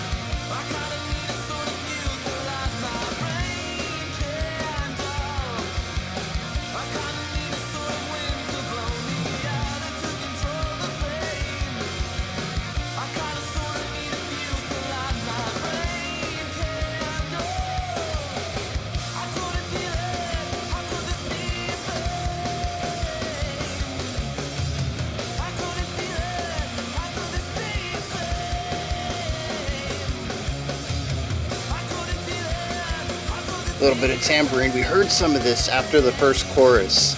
It was just a quick little beat of it. Nice to hear it come back and utilized in full.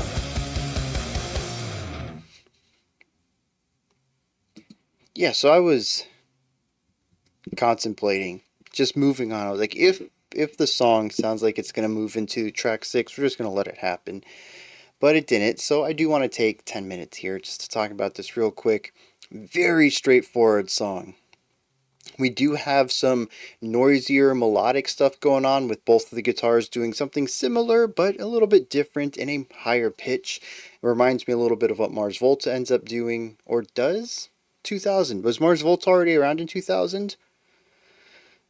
I don't know. Anyways, again, contemporaries. A lot of this stuff that I'm finding that Cave-In reminds me of all sort of happened around the same time. There's definitely something in the water at the end of the 90s, early 2000s with these bands all coming out and doing very similar things in their own capacities. Anyways, though, we got this noisy guitar stuff over here. The bass, massive. This is very cool. Very rarely do we listen to an album and I'm like, oh, the bass tone has changed. And even on this, I think so far it's only this one time.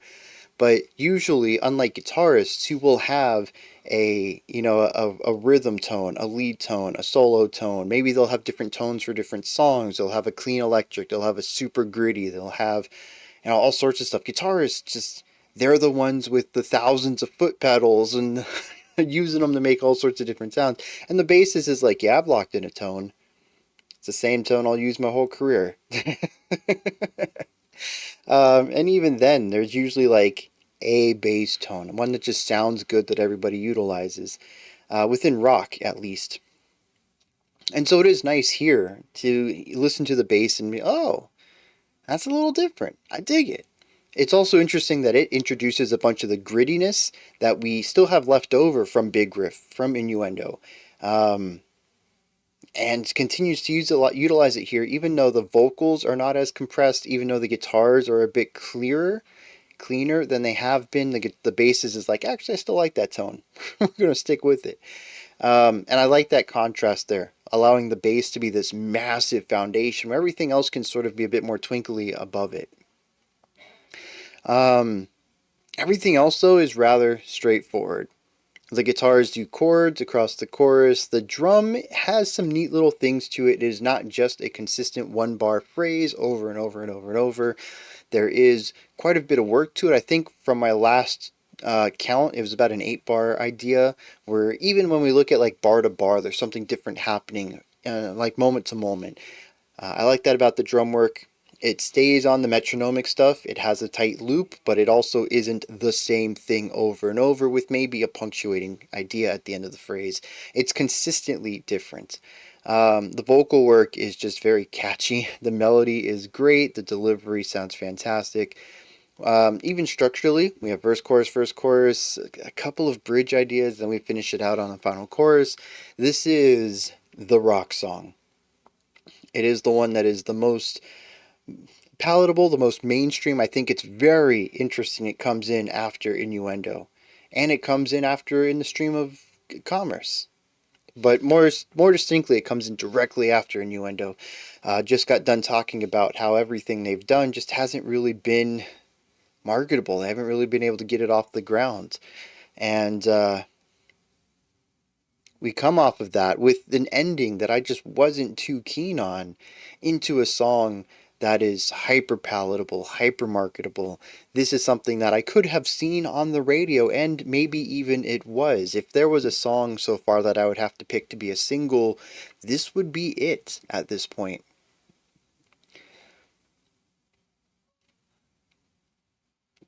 I find all of that to be really interesting.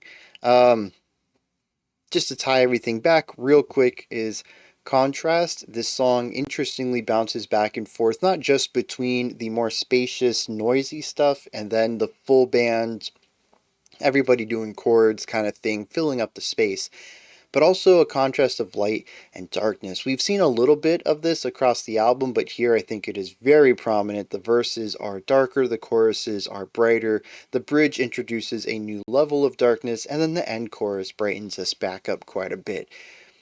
The other tracks have played around with this concept a little bit. I don't remember, it might have been Big Riff when I was like, oh, all that darkness really gave way. I think that's the only time I've really commented about it during a song.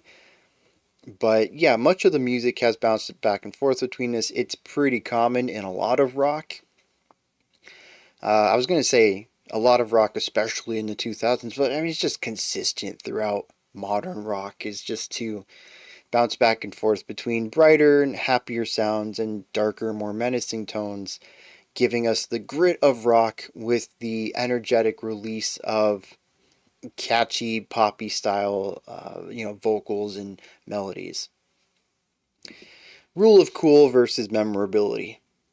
Sometimes finding a midpoint between them, but oftentimes having them butt up against each other to create good contrast in music. It's what makes the memorable parts more memorable and the grittier, more rule of cool stuff even cooler.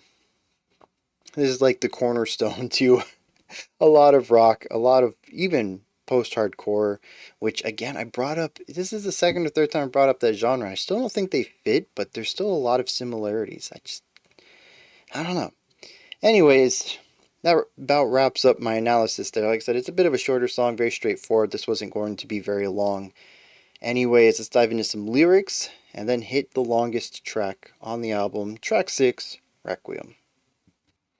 I keep coming back to the final sentence. I feel like this is a recurring thing with their lyrics.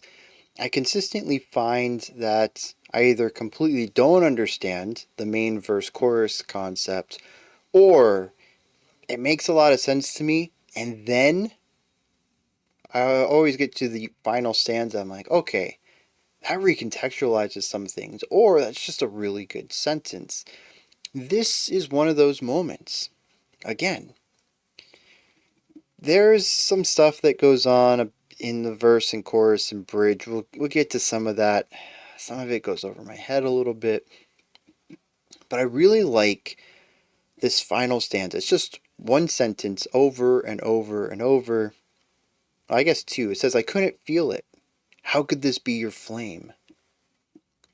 I'm not sure how to read that. Whether it's so prominent that I couldn't feel it or so small. Your flame is tiny. It barely represents you at all. I don't know if this is supposed to be how great someone is, or that I think you should be great, but your flame seems to be so diminished. The question is, though, well, it's not a question. It's a disbelief that this person's flame is like this. That the energy, the confidence that burns within them is opposite of the impression they got of the person. But I think the line, I couldn't feel it, lends to the interpretation that they seem like a person who is calm and collected and put together on the surface, and then they're like super timid and unsure of themselves on the inside. And so they have a small flame that the narrator would never have guessed this is theirs. So we have this concept of inner flame, and that representing confidence and stuff like that. So I want to take this to the chorus, because the verse is about brains. The chorus says, I kinda need a sort of wind to blow me out, and to control the flame. I kinda need a sort of fuse to light my brain candle. Oh yeah. I mean, the the second half of that makes sense to me, that whatever inspiration or confidence they have comes from very specific sources. And without them, they sort of lack that. They can't get the candle to ignite. They need a specific sort of fuse to light the candle. But the other one, it takes a sort of wind to blow me out and control the flame. Unless that's supposed to be that the flame is not necessarily what I interpreted it as. Maybe it's not necessarily confidence or a muse, the ability to do something, but it could also be rage, anger, passion, over passion, maybe overconfidence. Because it does say that it needs wind to blow it out, but also to control it. That maybe the rage or the flame becomes uncontrollable, it can burn things around it. I'm not too sure about needing a sort of wind to blow it out, though, because everything else leans towards the idea that having your candle lit is good. Too much of a good thing, sure, you need to control it, but putting it out entirely seems bad. So I'm not quite sure about the first line of that. But then we get to the verses. There's two of them, and a bridge that lines up with this. It says, hey, candy cane brain, pouring like the rain, sweeter than any pain I'd even dare name. Hey, candy cane brain, sugared like the stain, keeping her a tasty flavored flowing vein. What? I don't know. It's completely going over me.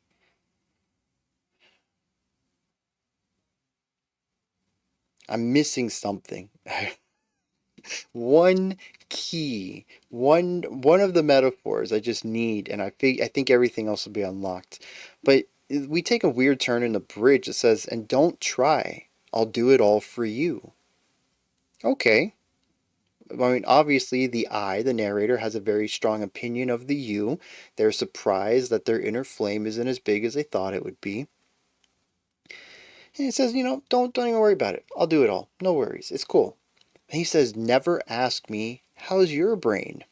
When I'm dying down here of thirst for one dose of my own medicine. I'm completely lost on that. There's too many metaphors overlapping, and it's just not making any sense to me.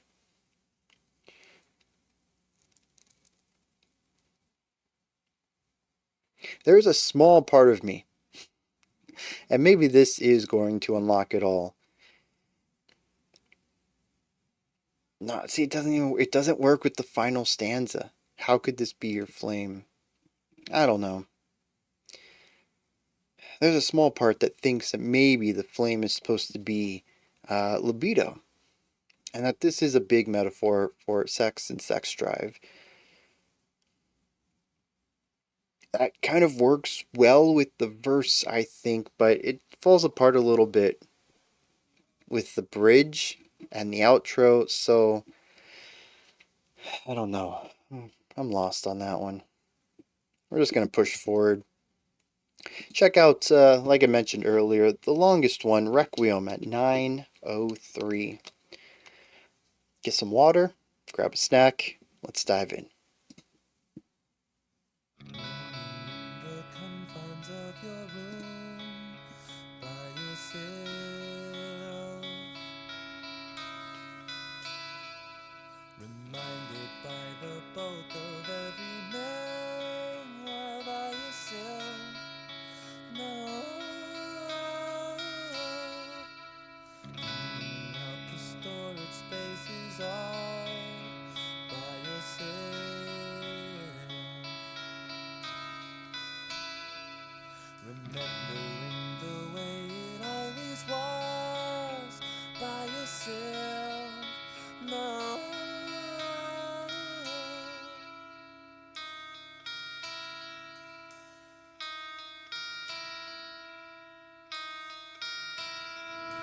If I could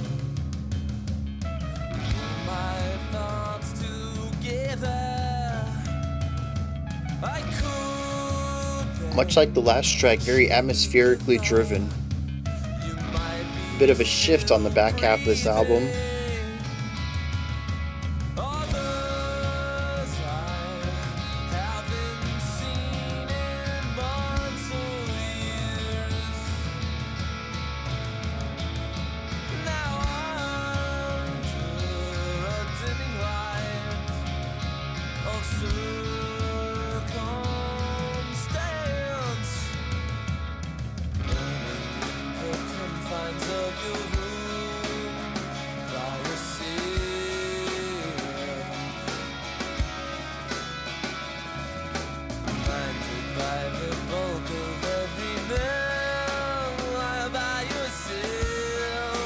Really stretching this idea out.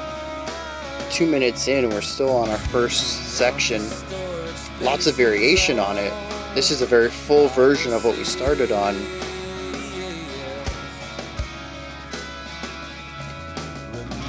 That little bass lick at the end.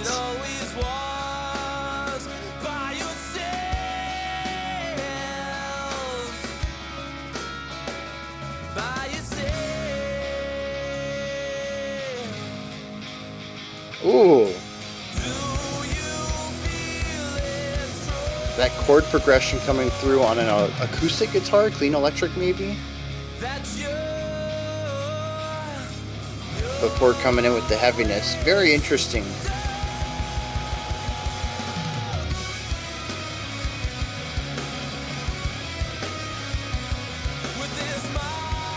It's a very interesting harmony.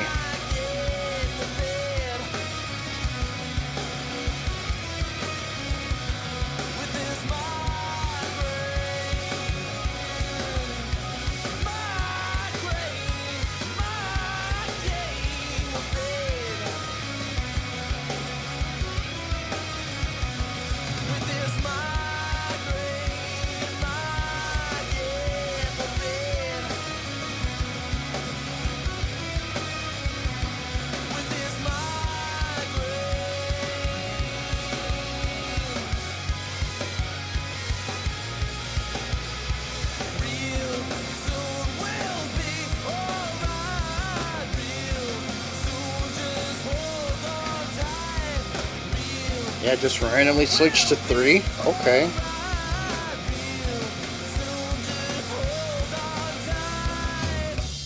A lot of character in the vocal delivery on this one. Mouth shape, vibratos, all sorts of stuff coming through in unique ways. It's not just about singing the words or using the right pitch, but how you go about moving between pitch, how you stay on a pitch. Lots of cool stuff coming from the vocalist on this one. We have the descent.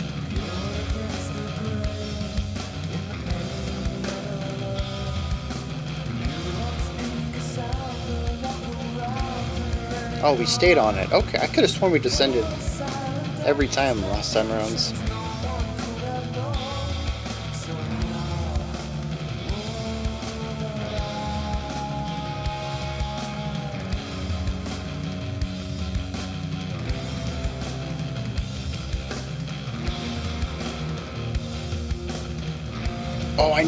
Oh dang, I never fixed that. That was a long time ago too. I'll get it fixed this time.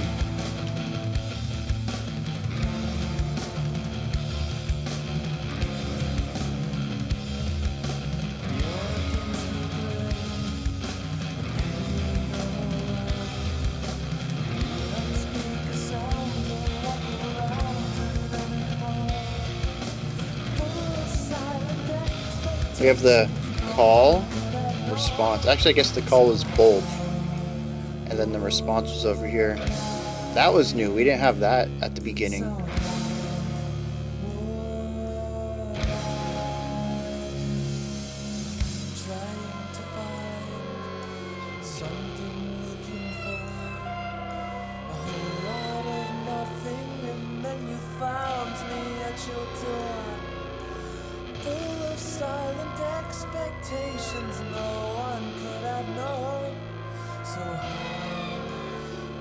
Very creepy.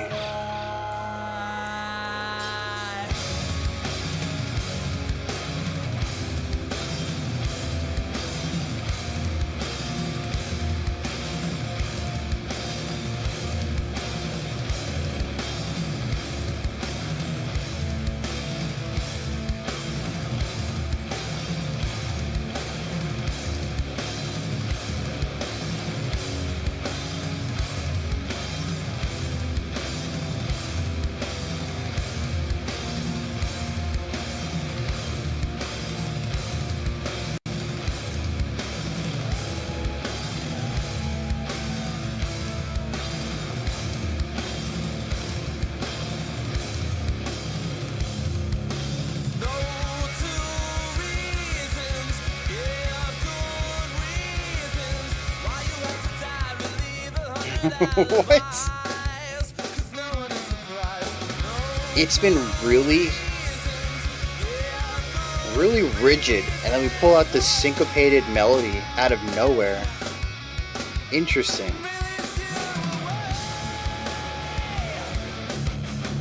Kind of loosening up a bit.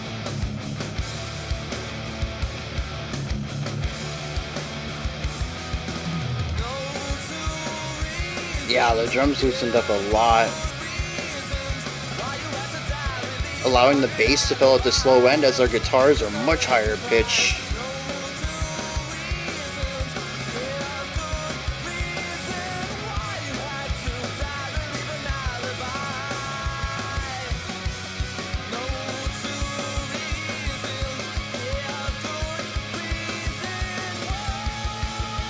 Yeah, very epic.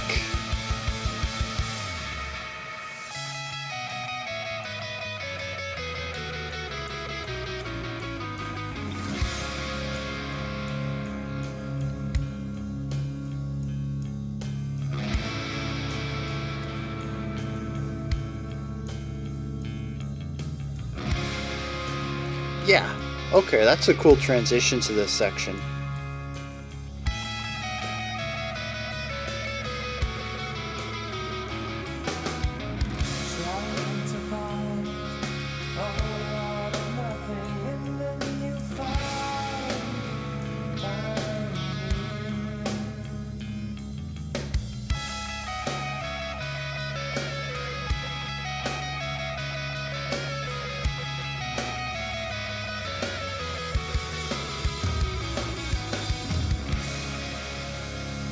Okay.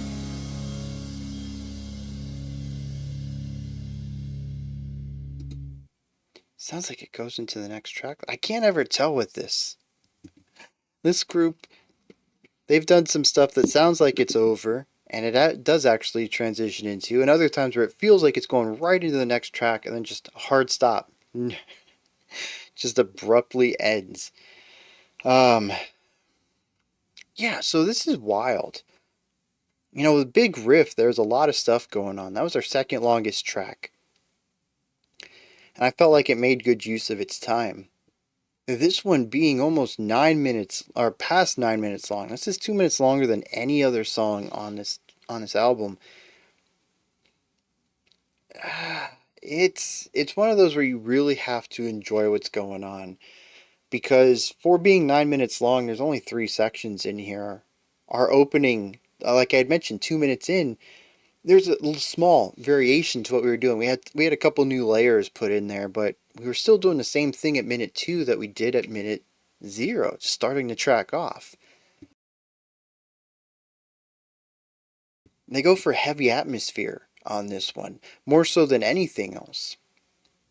Once we hit the second section, which is a bit darker, we stayed in there for like 2 or 3 minutes as well. And then we didn't hit our final section, the we didn't hit that until, what was that, like 2 minutes to go still? So we were in that second section a while, and we wrapped up the song on the third one. And so you really have to like what's going on. And I think that the song here is fine. I don't think any of the 3 sections were bad in any way. I enjoyed what they were doing. I just don't really think any of them had the staying power to last as long as they did. I think the last section is probably the one that felt the best paced to me, but that's also because the song was just over. Which, as if it was always a 9-minute song.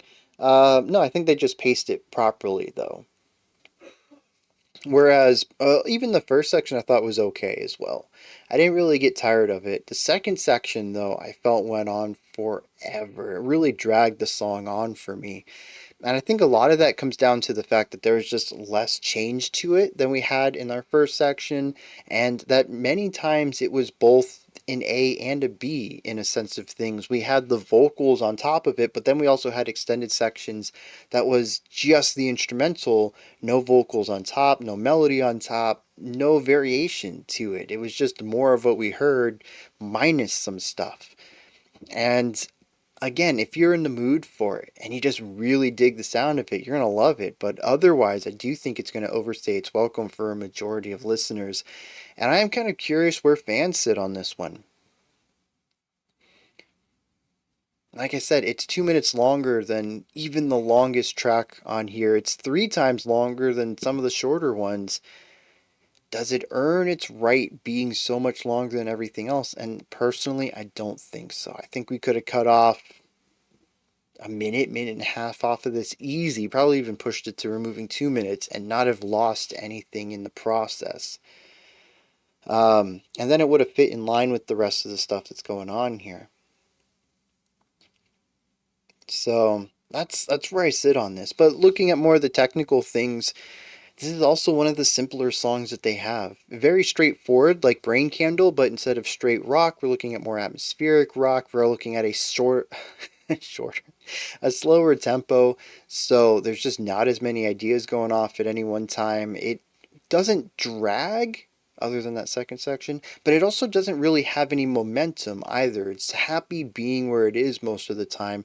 And while I do think the two transitions from our first section to our second, from our second to our outro, work very well, they're the only times you really have any sense of momentum throughout this track. Everything else is very static, very stationary. The guitars are doing their melody stuff. The bass is being a really big bass tone at the bottom of it. The drums, well, unlike Brain Candle, which had some really interesting rhythmic qualities to it, it's sort of just bass bone metronome stuff here. The vocals, I think, are the best part of it because of how expressive they are. I talked about this in the middle of the track, but the vocalist has a lot of expressiveness, a lot of unique stuff going on. It's not just about saying the right words with the right pitches, but how do you hold out a note? Do you use vibrato? Do you shift the pitch around? When you change notes, how do you go about doing that? Do you stop syllables or do you slur them together? There's a lot of really interesting things going on here that feel, to me, a bit more unique to the person. The way that they shift, that's the word I think I want, shift into some of their other vocal deliveries from pure chest to mixed voice. How do they get there? And there's cool little texture things going on all throughout here with the vocals. Unfortunately, I just don't have any praise like that for the rest of the instruments. They're played well. The writing is fine for what it is, going for that strong atmosphere. I just don't really connect with that atmosphere. I think it's a fine delivery for the lyrics, but it could have been something more, at least to me, that's showcased through the rest of their songs, that they are capable of writing both atmospheric tracks that are still interesting in some way. And this one just kind of falls flat a bit for me. So I think it's a shame that it is the longest one on the album, though, too, because I do think tightening the pace up a little bit could alleviate some of my issues with it. And it's not a razor-honed experience like every other track is. It does feel drug out, and I think that's its biggest weakness. Not necessarily the composition or the sections themselves or what they wrote or how any of it comes together or the performance of it, just how long we exist in some of these sections. I'm curious retrospectively, how they feel about this song. If they would do the same thing all over again, if the length and time that we spend in sections means something to them, or if they would change it now. Yeah, let's check out some lyrics on this one and see what's going on. So I may have found some answers in the lyrics. This is a very heavy song, and what I think is interesting is that it's quite a bit more straightforward than many of their other metaphor-laden tracks. It speaks very clearly about somebody going through depression. It says, mourning in the confines of your room by yourself, reminded by the bulk of every memoir by yourself, clearing out your storage spaces all by yourself, remembering the way it was by yourself. Yeah, it's about dealing with grief alone. Going through all this by yourself. This actually pops up again, word for word, in stanza 3. What's interesting though, and what I've been trying to figure out and don't know that I always, or don't know that I will by the end of this video, is that there is a you and a me, or an I. Verse 2 says, if I could pull my thoughts together, I could shake the thought that you might be still breathing. Others I haven't seen in months or years are here under a dimming light of circumstance.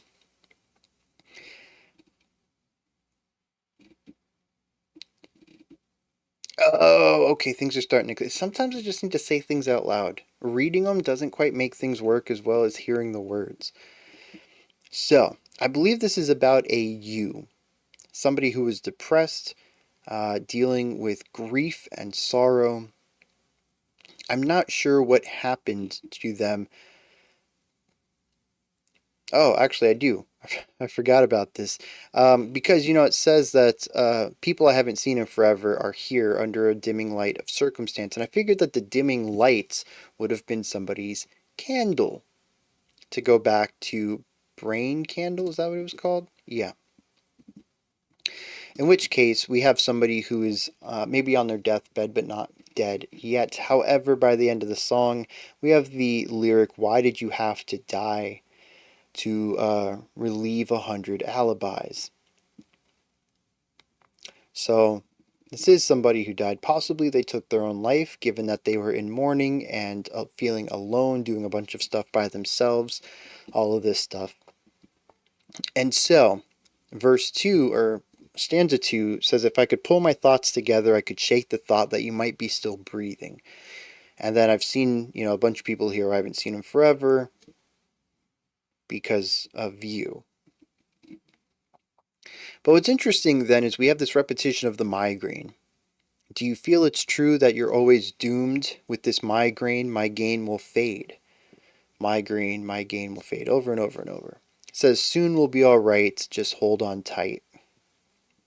I'm not sure what the whole purpose of the migraine is, but actually this part right here, soon we'll be all right, just hold on tight, actually does make me think that they maybe are sitting next to somebody on their deathbed. Not dead yet. Having words of positivity for the future. And it's possible that by the end of the song, when it says, why'd you have to die, that we have seen a progression of time, whether it's jumping to the present versus looking at a memory of being next to them, or if across the course of this song they have passed away. Not quite sure about that yet. From here on out, we have this recurring theme. Says, you're against the grain and the pain of a world you don't speak a sound or walk around in anymore. And I think that's fantastic. One of the best lines I've heard all album. You're against the grain in the pain of a world that you don't speak a sound or walk around in anymore. The rhyming of it, I think, is fantastic. The way that it flows is fantastic. And the meaning behind it is great, too. The idea of being a specter. Somebody who is unseen by the world, even though it's the world they're a part of. It says you don't speak a sound or walk around in it anymore. It's still your world, though. I mean, the world around you is where you are. If you belong there or not, that's something totally different. But that's such a beautiful way to word that. And then it says that you were trying to find something, looking for a whole lot of nothing, and then you found me at your door. This is possibly how they met. Pure circumstance. And then we come to the final section. No two reasons have good reason. Why'd you have to die? Relieve 100 alibis, 'cause no one is surprised. That part I don't quite get. Feels a bit more personal about this other person and maybe the relationship between the singer and them, but there's still that one question I think is really easy to understand, is why did you have to die? Yeah, that's a very painful song, especially if it's based on true events, true stories, a real person close to whoever wrote it that passed away. And it is very much about reliving memories. not being able to escape them. The fact that so much of it is repeated over and over and over again. Very little change. Something we've noticed in a lot of other lyrics for this is that they'll bring stuff back but recontextualize it, remix it. Maybe they'll take 2 lines from this stanza and 2 lines from that stanza to form a new stanza that means something different with these sentences next to each other rather than apart. We've seen that quite a few times. There is a lot of repetition on here, mantra-like singing, where we just repeat phrases over and over, but they're usually also done with recontextualization, and here there is zero. None of that. We have a lot of repetition that does not change its context, it does not change its placement, we do not get to see how it works alongside other sentences. It is hyper-focused, hyper-fixated on a fixed idea. Much like a past event, you can focus on it all you want, you can think about it, you can contemplate it, but you cannot change that event. You cannot change the memory of it. All you can do is dwell within it. And I think that might be why the song goes on so long, why these sections just continue to drag out. It's being lost in the grief of loss, not being able to leave the memories and just dwelling within the sadness. Still having these questions years later unanswered. There is no resolution to any of this other than just getting through the stages of grief, but any questions you have for this person will never be answered. It is kind of frustrating, and I think that's why the music purposefully doesn't have a sense of resolution, why it doesn't necessarily always move on to ideas when I think they should. There's a human quality to the song that I think stands out really strongly. Alright. I've spoiled myself a little bit. Oh, I didn't fix that. Give me 1 second. Alright, so, as I was saying, I spoiled myself a little bit. I know that this next track, Decay of the Delay, which is a really cool title, is an instrumental. And it is one of the shorter ones. It's just over 4 minutes long. Depending on what happens in it, we may just run it into the final track and then do a final analysis for both of them. We'll see what happens as the song goes on. But yeah, as you can see, it's fixed. It now has the title of the song we just listened to and the time for it. So let's head into track 7, Decay of the Delay. And that one does transition in. Okay, so I've been wrong on pretty much all of those.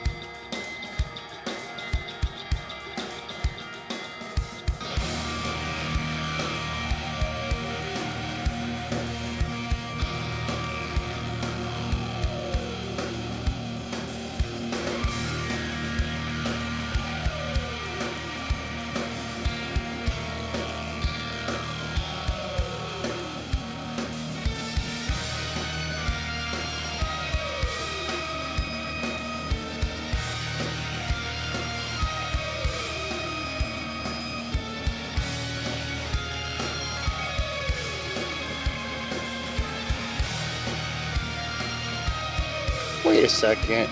Is this a concept album?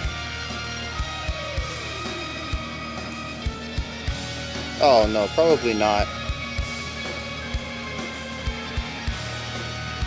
But I kind of wonder if Requiem, Rain Candle, and Jupiter aren't supposed to be understood together.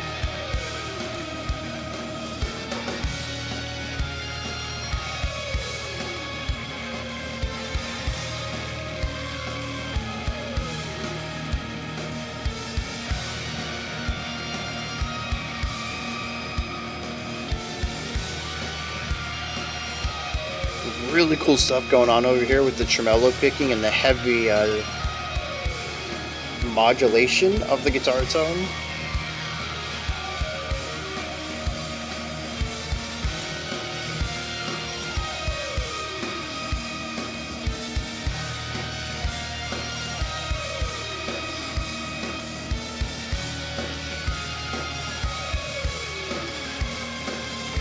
There's some cool stuff happening in the middle that sounds very keyboard-like.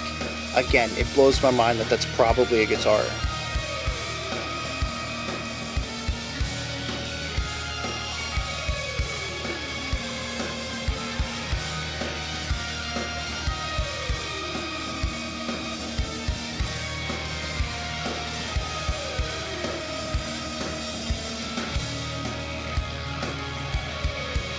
I was wondering if there was going to be any change-up since we just hit the halfway point. Nice to see there's a little variation here, although I imagine this will be short-lived and will return back to the core motif.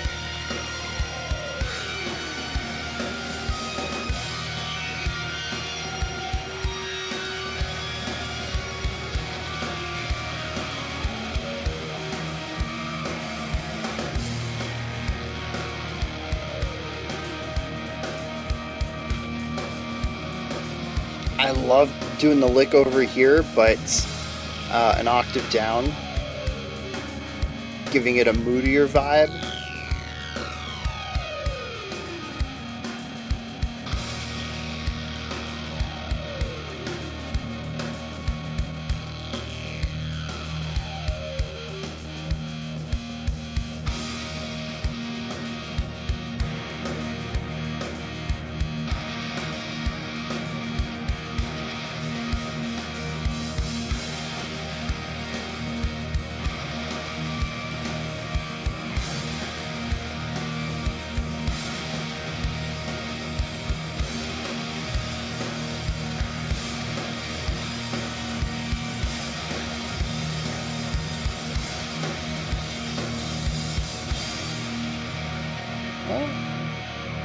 Proves me wrong on my estimate of how that song was going to go. Decay of the delay. I wonder if that means something to them, because much like Big Riff, it just describes the song really well. But yeah, we're just going to push forward, I think. I don't have a lot to say about that. Oh, didn't even fade it out completely. Okay.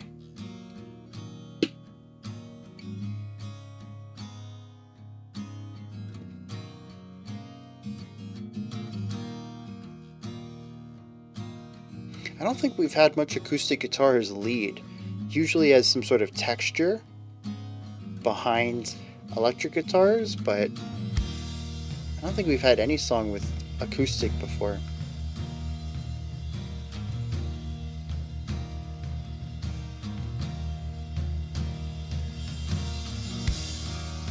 So I saw the angel girl hang her wings by the door, tired from the windy chill.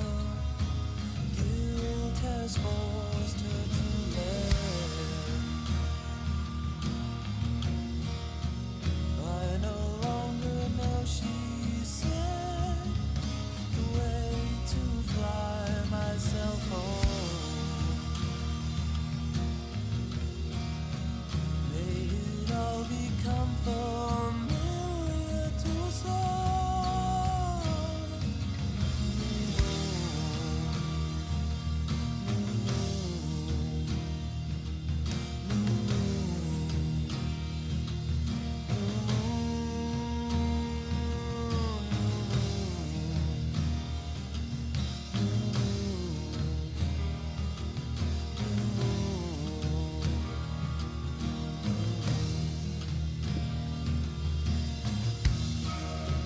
She's so vain, she's dreaming of funerals to come. It's the part of the movie where you can't help but close your eyes. The social butterfly retreats back to its cocoon. Surely this will be familiar to us all. New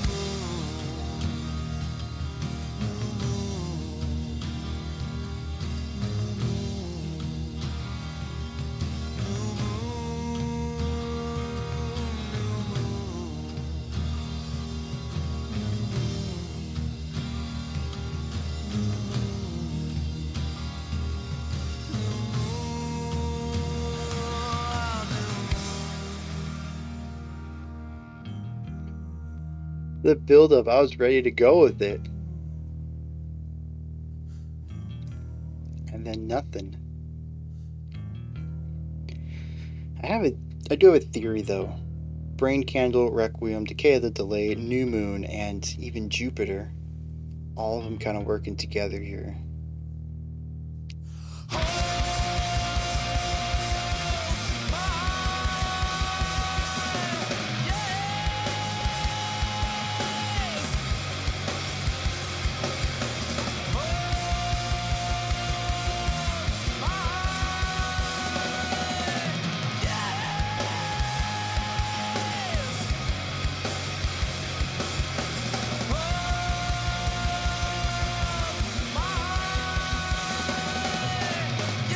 Yeah, the raw intensity, especially coming from the drums.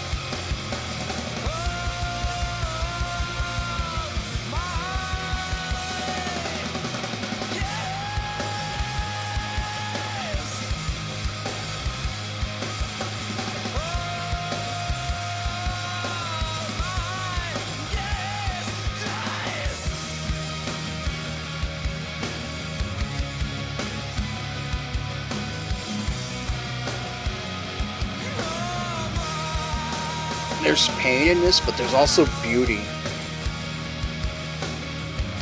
It's a gorgeous way to wrap this album up.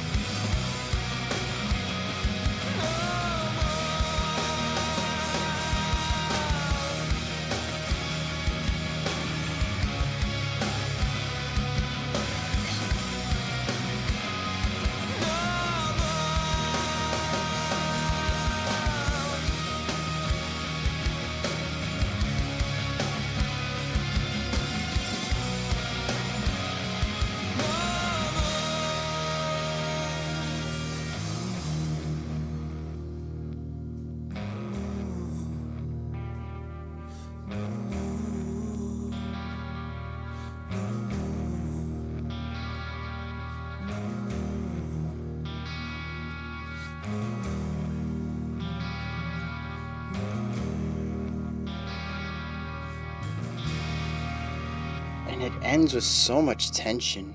Like, harmonically it's resolved, but the way that it sounds, the heavy distortion on the guitars, even as they have a cleaner core sound, there's still just so much compression on them. As there's just anguish in that.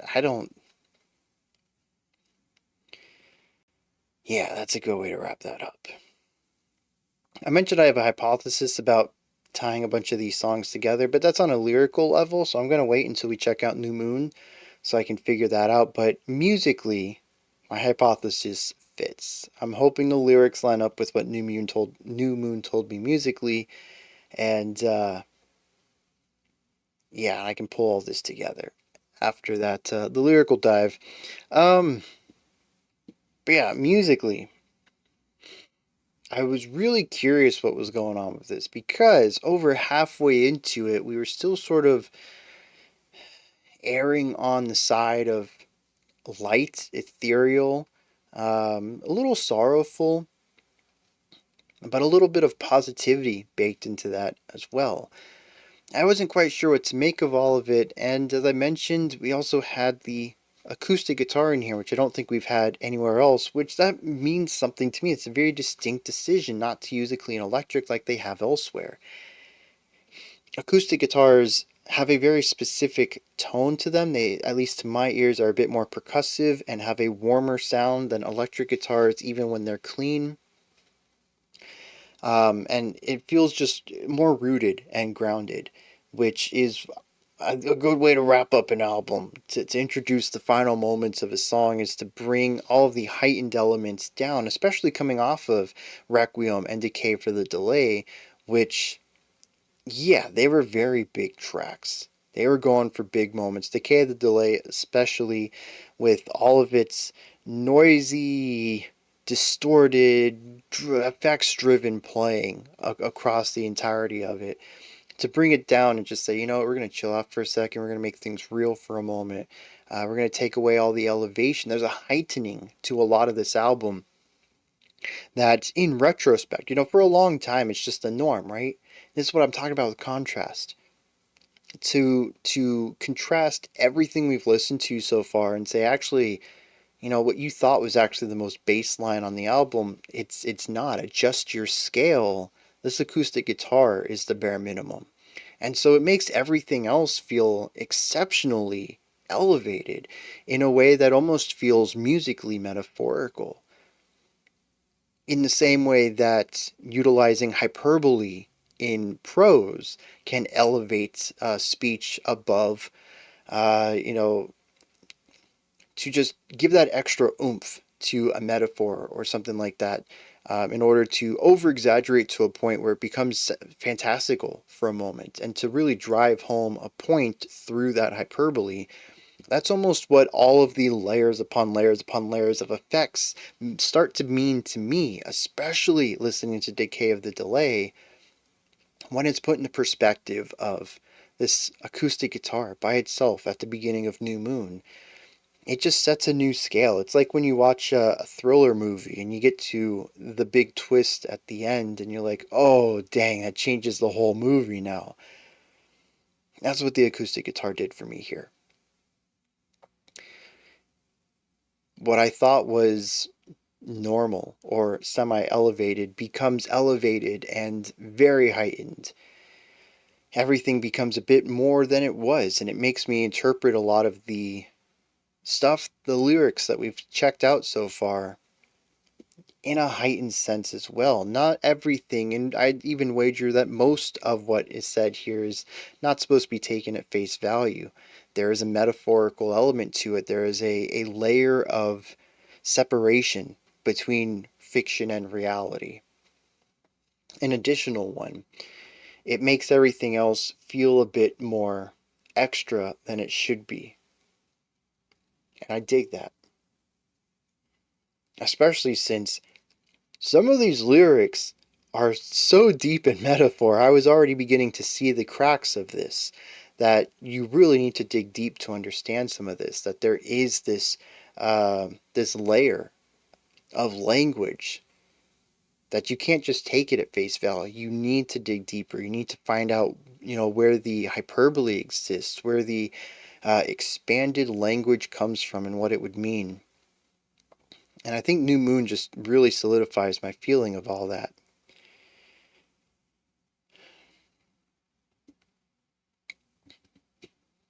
Now, beyond that, though, after when we add a couple of ideas, we do expand on the concept a little more, but around the 3 minute mark, we completely diminish everything. We go super light after a big build up. I was confused by this at first. It makes more sense with time.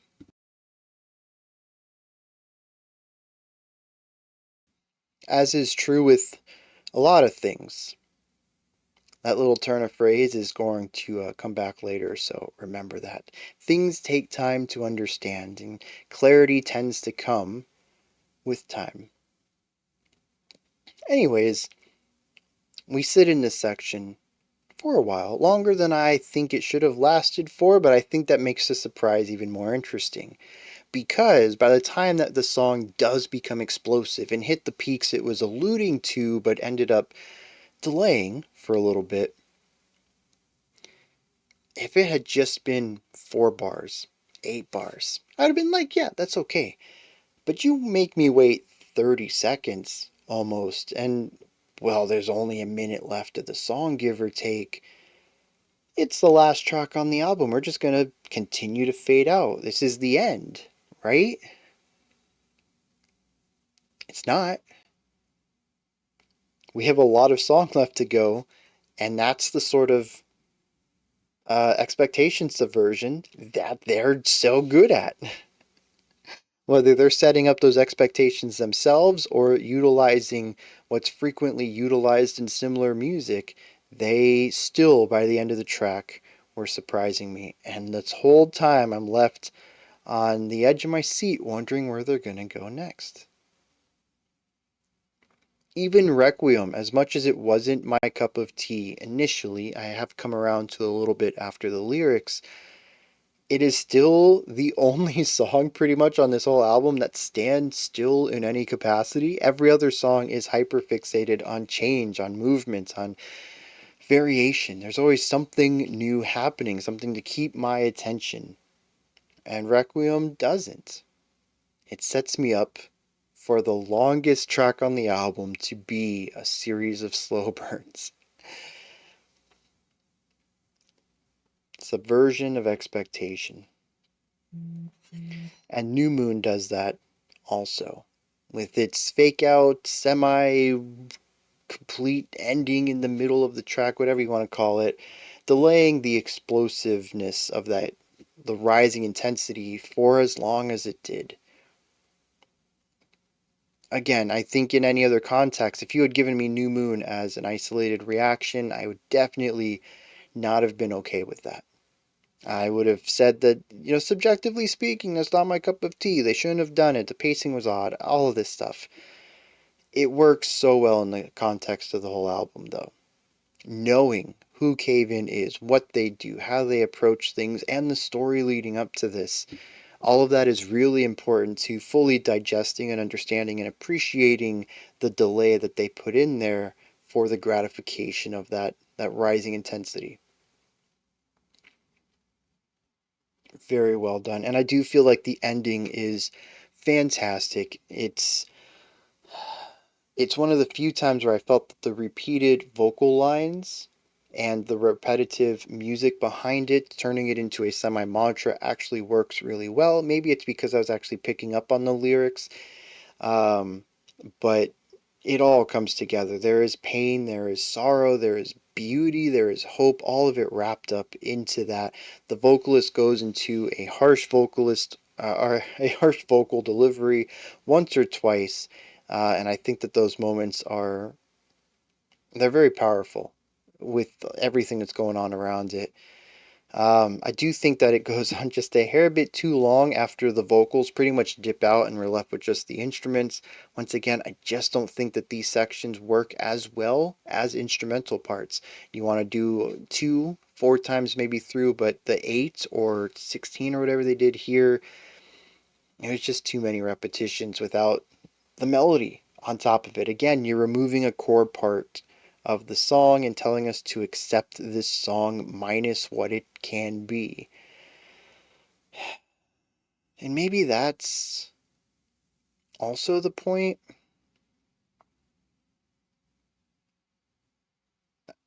We'll get to it in a bit, but a little spoiler, I think this album's about loss and dealing with it.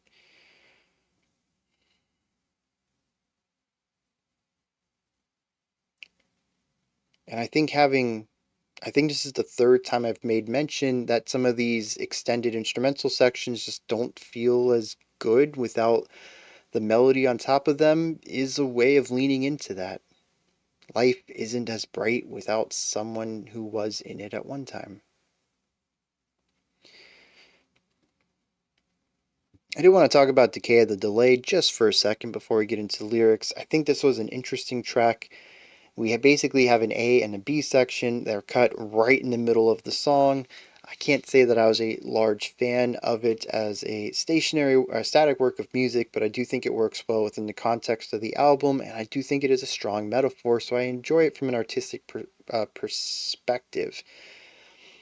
Going along with the idea of loss, I do think that it has to do with the ripples that people create in other people's ponds, and that even after they're gone, the ripples are still felt.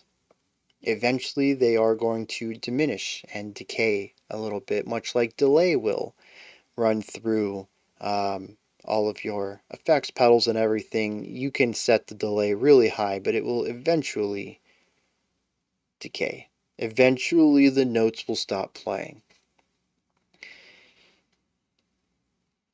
Coming off of the track Requiem, I think that's what the song is supposed to represent. It's noise, it's chaos, it's anger, it's confusion, it's positivity and hope. It's feelings I used to have when you were around, still residual, still existing in some parts, but accompanied by these new feelings I have due to my new present.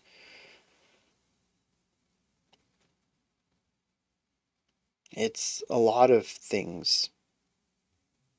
Much like all of this album, I've talked about it mostly in contrast of heavy and light, light and dark. but many of these songs do embody multifaceted emotions. There is happiness in a lot of them, but they're usually contrasted with dark, weight, anger, bitter, sorrow. It's a lot of things. I think they've done a fantastic job at crafting an atmosphere throughout an entire album that is as diverse as it is. Every song seemingly has its own emotional field to it, and yet they're all complex. Not a single one of these tracks is simple, or I can say this atmosphere is just eerie and this atmosphere is just sad. Life isn't like that, and so Cave-In didn't make art like that. Let me look up some lyrics for New Moon, see what's going on there, and then we'll hit my hypothesis on all of this. So I do believe that this is possibly supposed to be the same person from Jupiter and Brain Candle and Requiem. Lyrically, it's about a person who feels lost, sad, and thinks of death. In fact, says dreams of funerals to come. Somebody who once was a vibrant soul and is no longer anymore. We really only have two distinct stanzas here.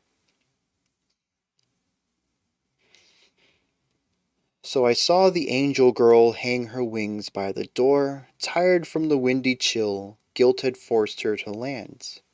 I no longer know, she said, the way to fly myself home. May it all become familiar to us all. She's so vain. She's dreaming of funerals to come. It's the part of the movie where you can't help but close your eyes. A social butterfly retreats back to its cocoon.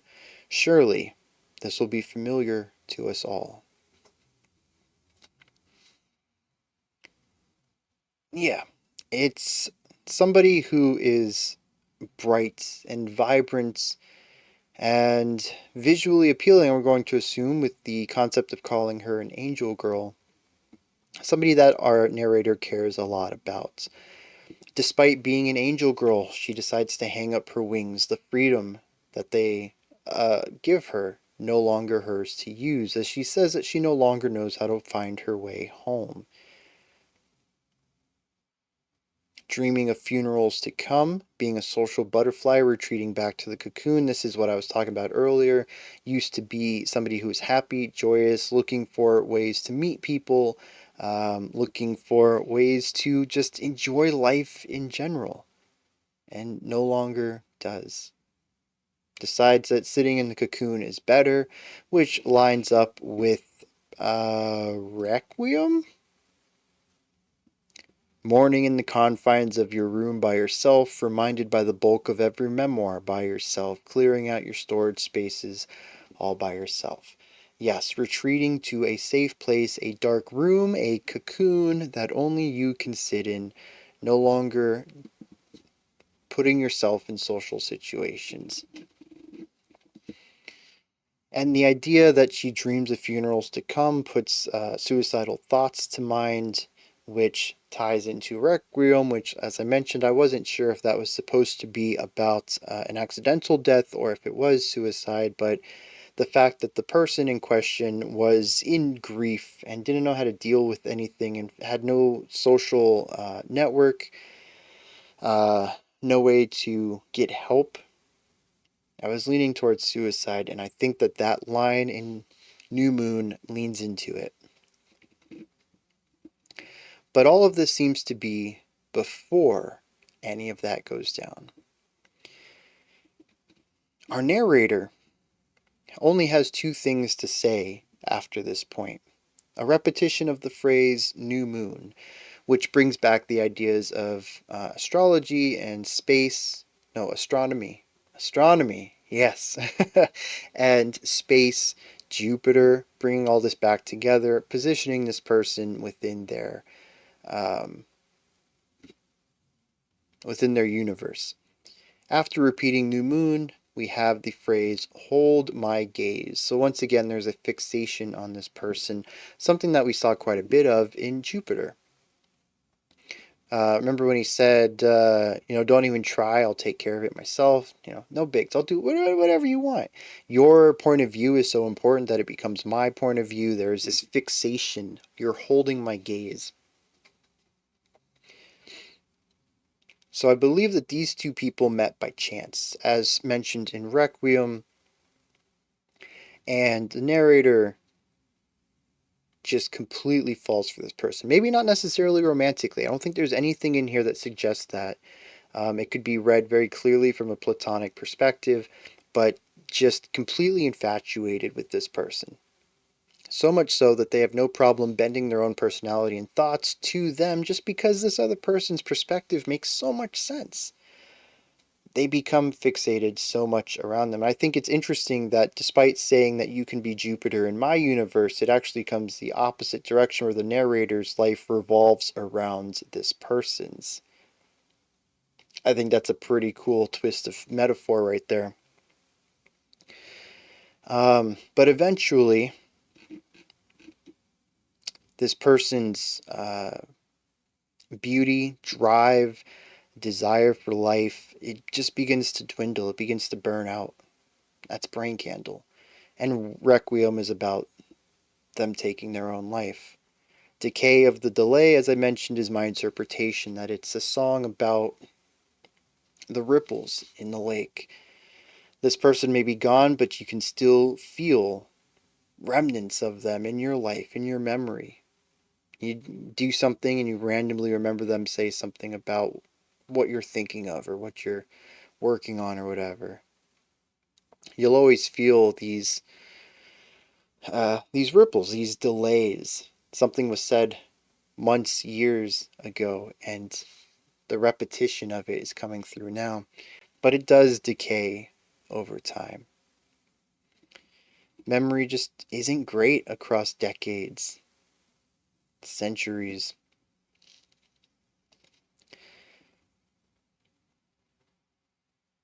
I don't necessarily know how to pull in Stream of Commerce and Innuendo and out the other here. Those both seem to me to be about the music industry in general and the experience of being an upstart artist in there, trying to make music that isn't necessarily marketable.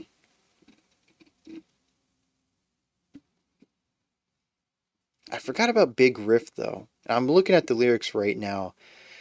And this was one that I just had a tough time of. I don't think I figured this one out at all. But it is about a you and a me and sort of being lost, being reckless.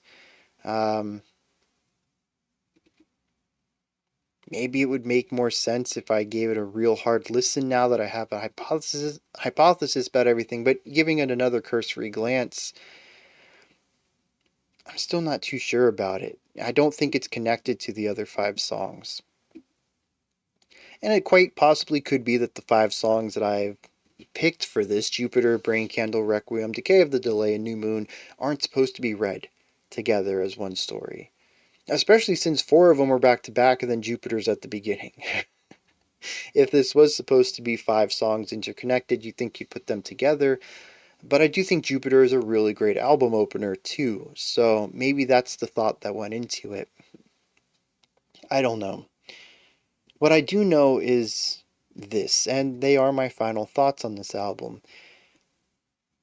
It's really well put together, intricate in a lot of ways, confusing and messy in others. Some of that I think will get cleared up on subsequent listens. Others I think are supposed to be an intended part of it. Assuming that my read on over half of this album, it's messy. It's about life and how life doesn't always work out the way it's supposed to.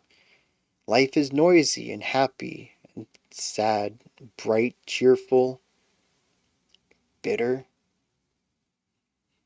Not fair at all.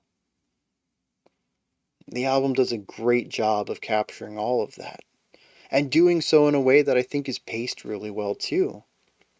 The movement between tracks, the rising and falling intensity, not just within songs themselves, but across the entire album. taking some of the heaviest moments and juxtaposing them with some of the quietest in order to provide some relief, some juxtaposition, and just a moment to breathe against some of the chaos that the album brings up, and doing all of this within something that is semi-palatable. It's an enormous task, and I think that they pulled it off rather well. Better than I think most bands would be able to for a second album. Really makes me want to check out the rest of them, because honestly, at this point, they only have up to go. They can only get better. And from what I understood, there's like 4, 5, 6 more albums after this one, including one that just came out a couple of years ago. So, yeah, I enjoyed this. Those are just my thoughts, though, on Cave-In's Jupiter. What did you think of this album? Was there anything in here that stood out to you? Anything you'd like to add on to what I said or correct me on? Maybe there's just some things you want to add your own thoughts, opinions, and perspectives to. Put all that stuff down in the comment section. Above that, in the description box, you'll find a link to Linktree. Takes you here, you can find links to my music, ways to support the channel, a link to the Discord server, and so much more. Above that, if you could, like, subscribe, and ring the bell. I greatly appreciate all 3 of those.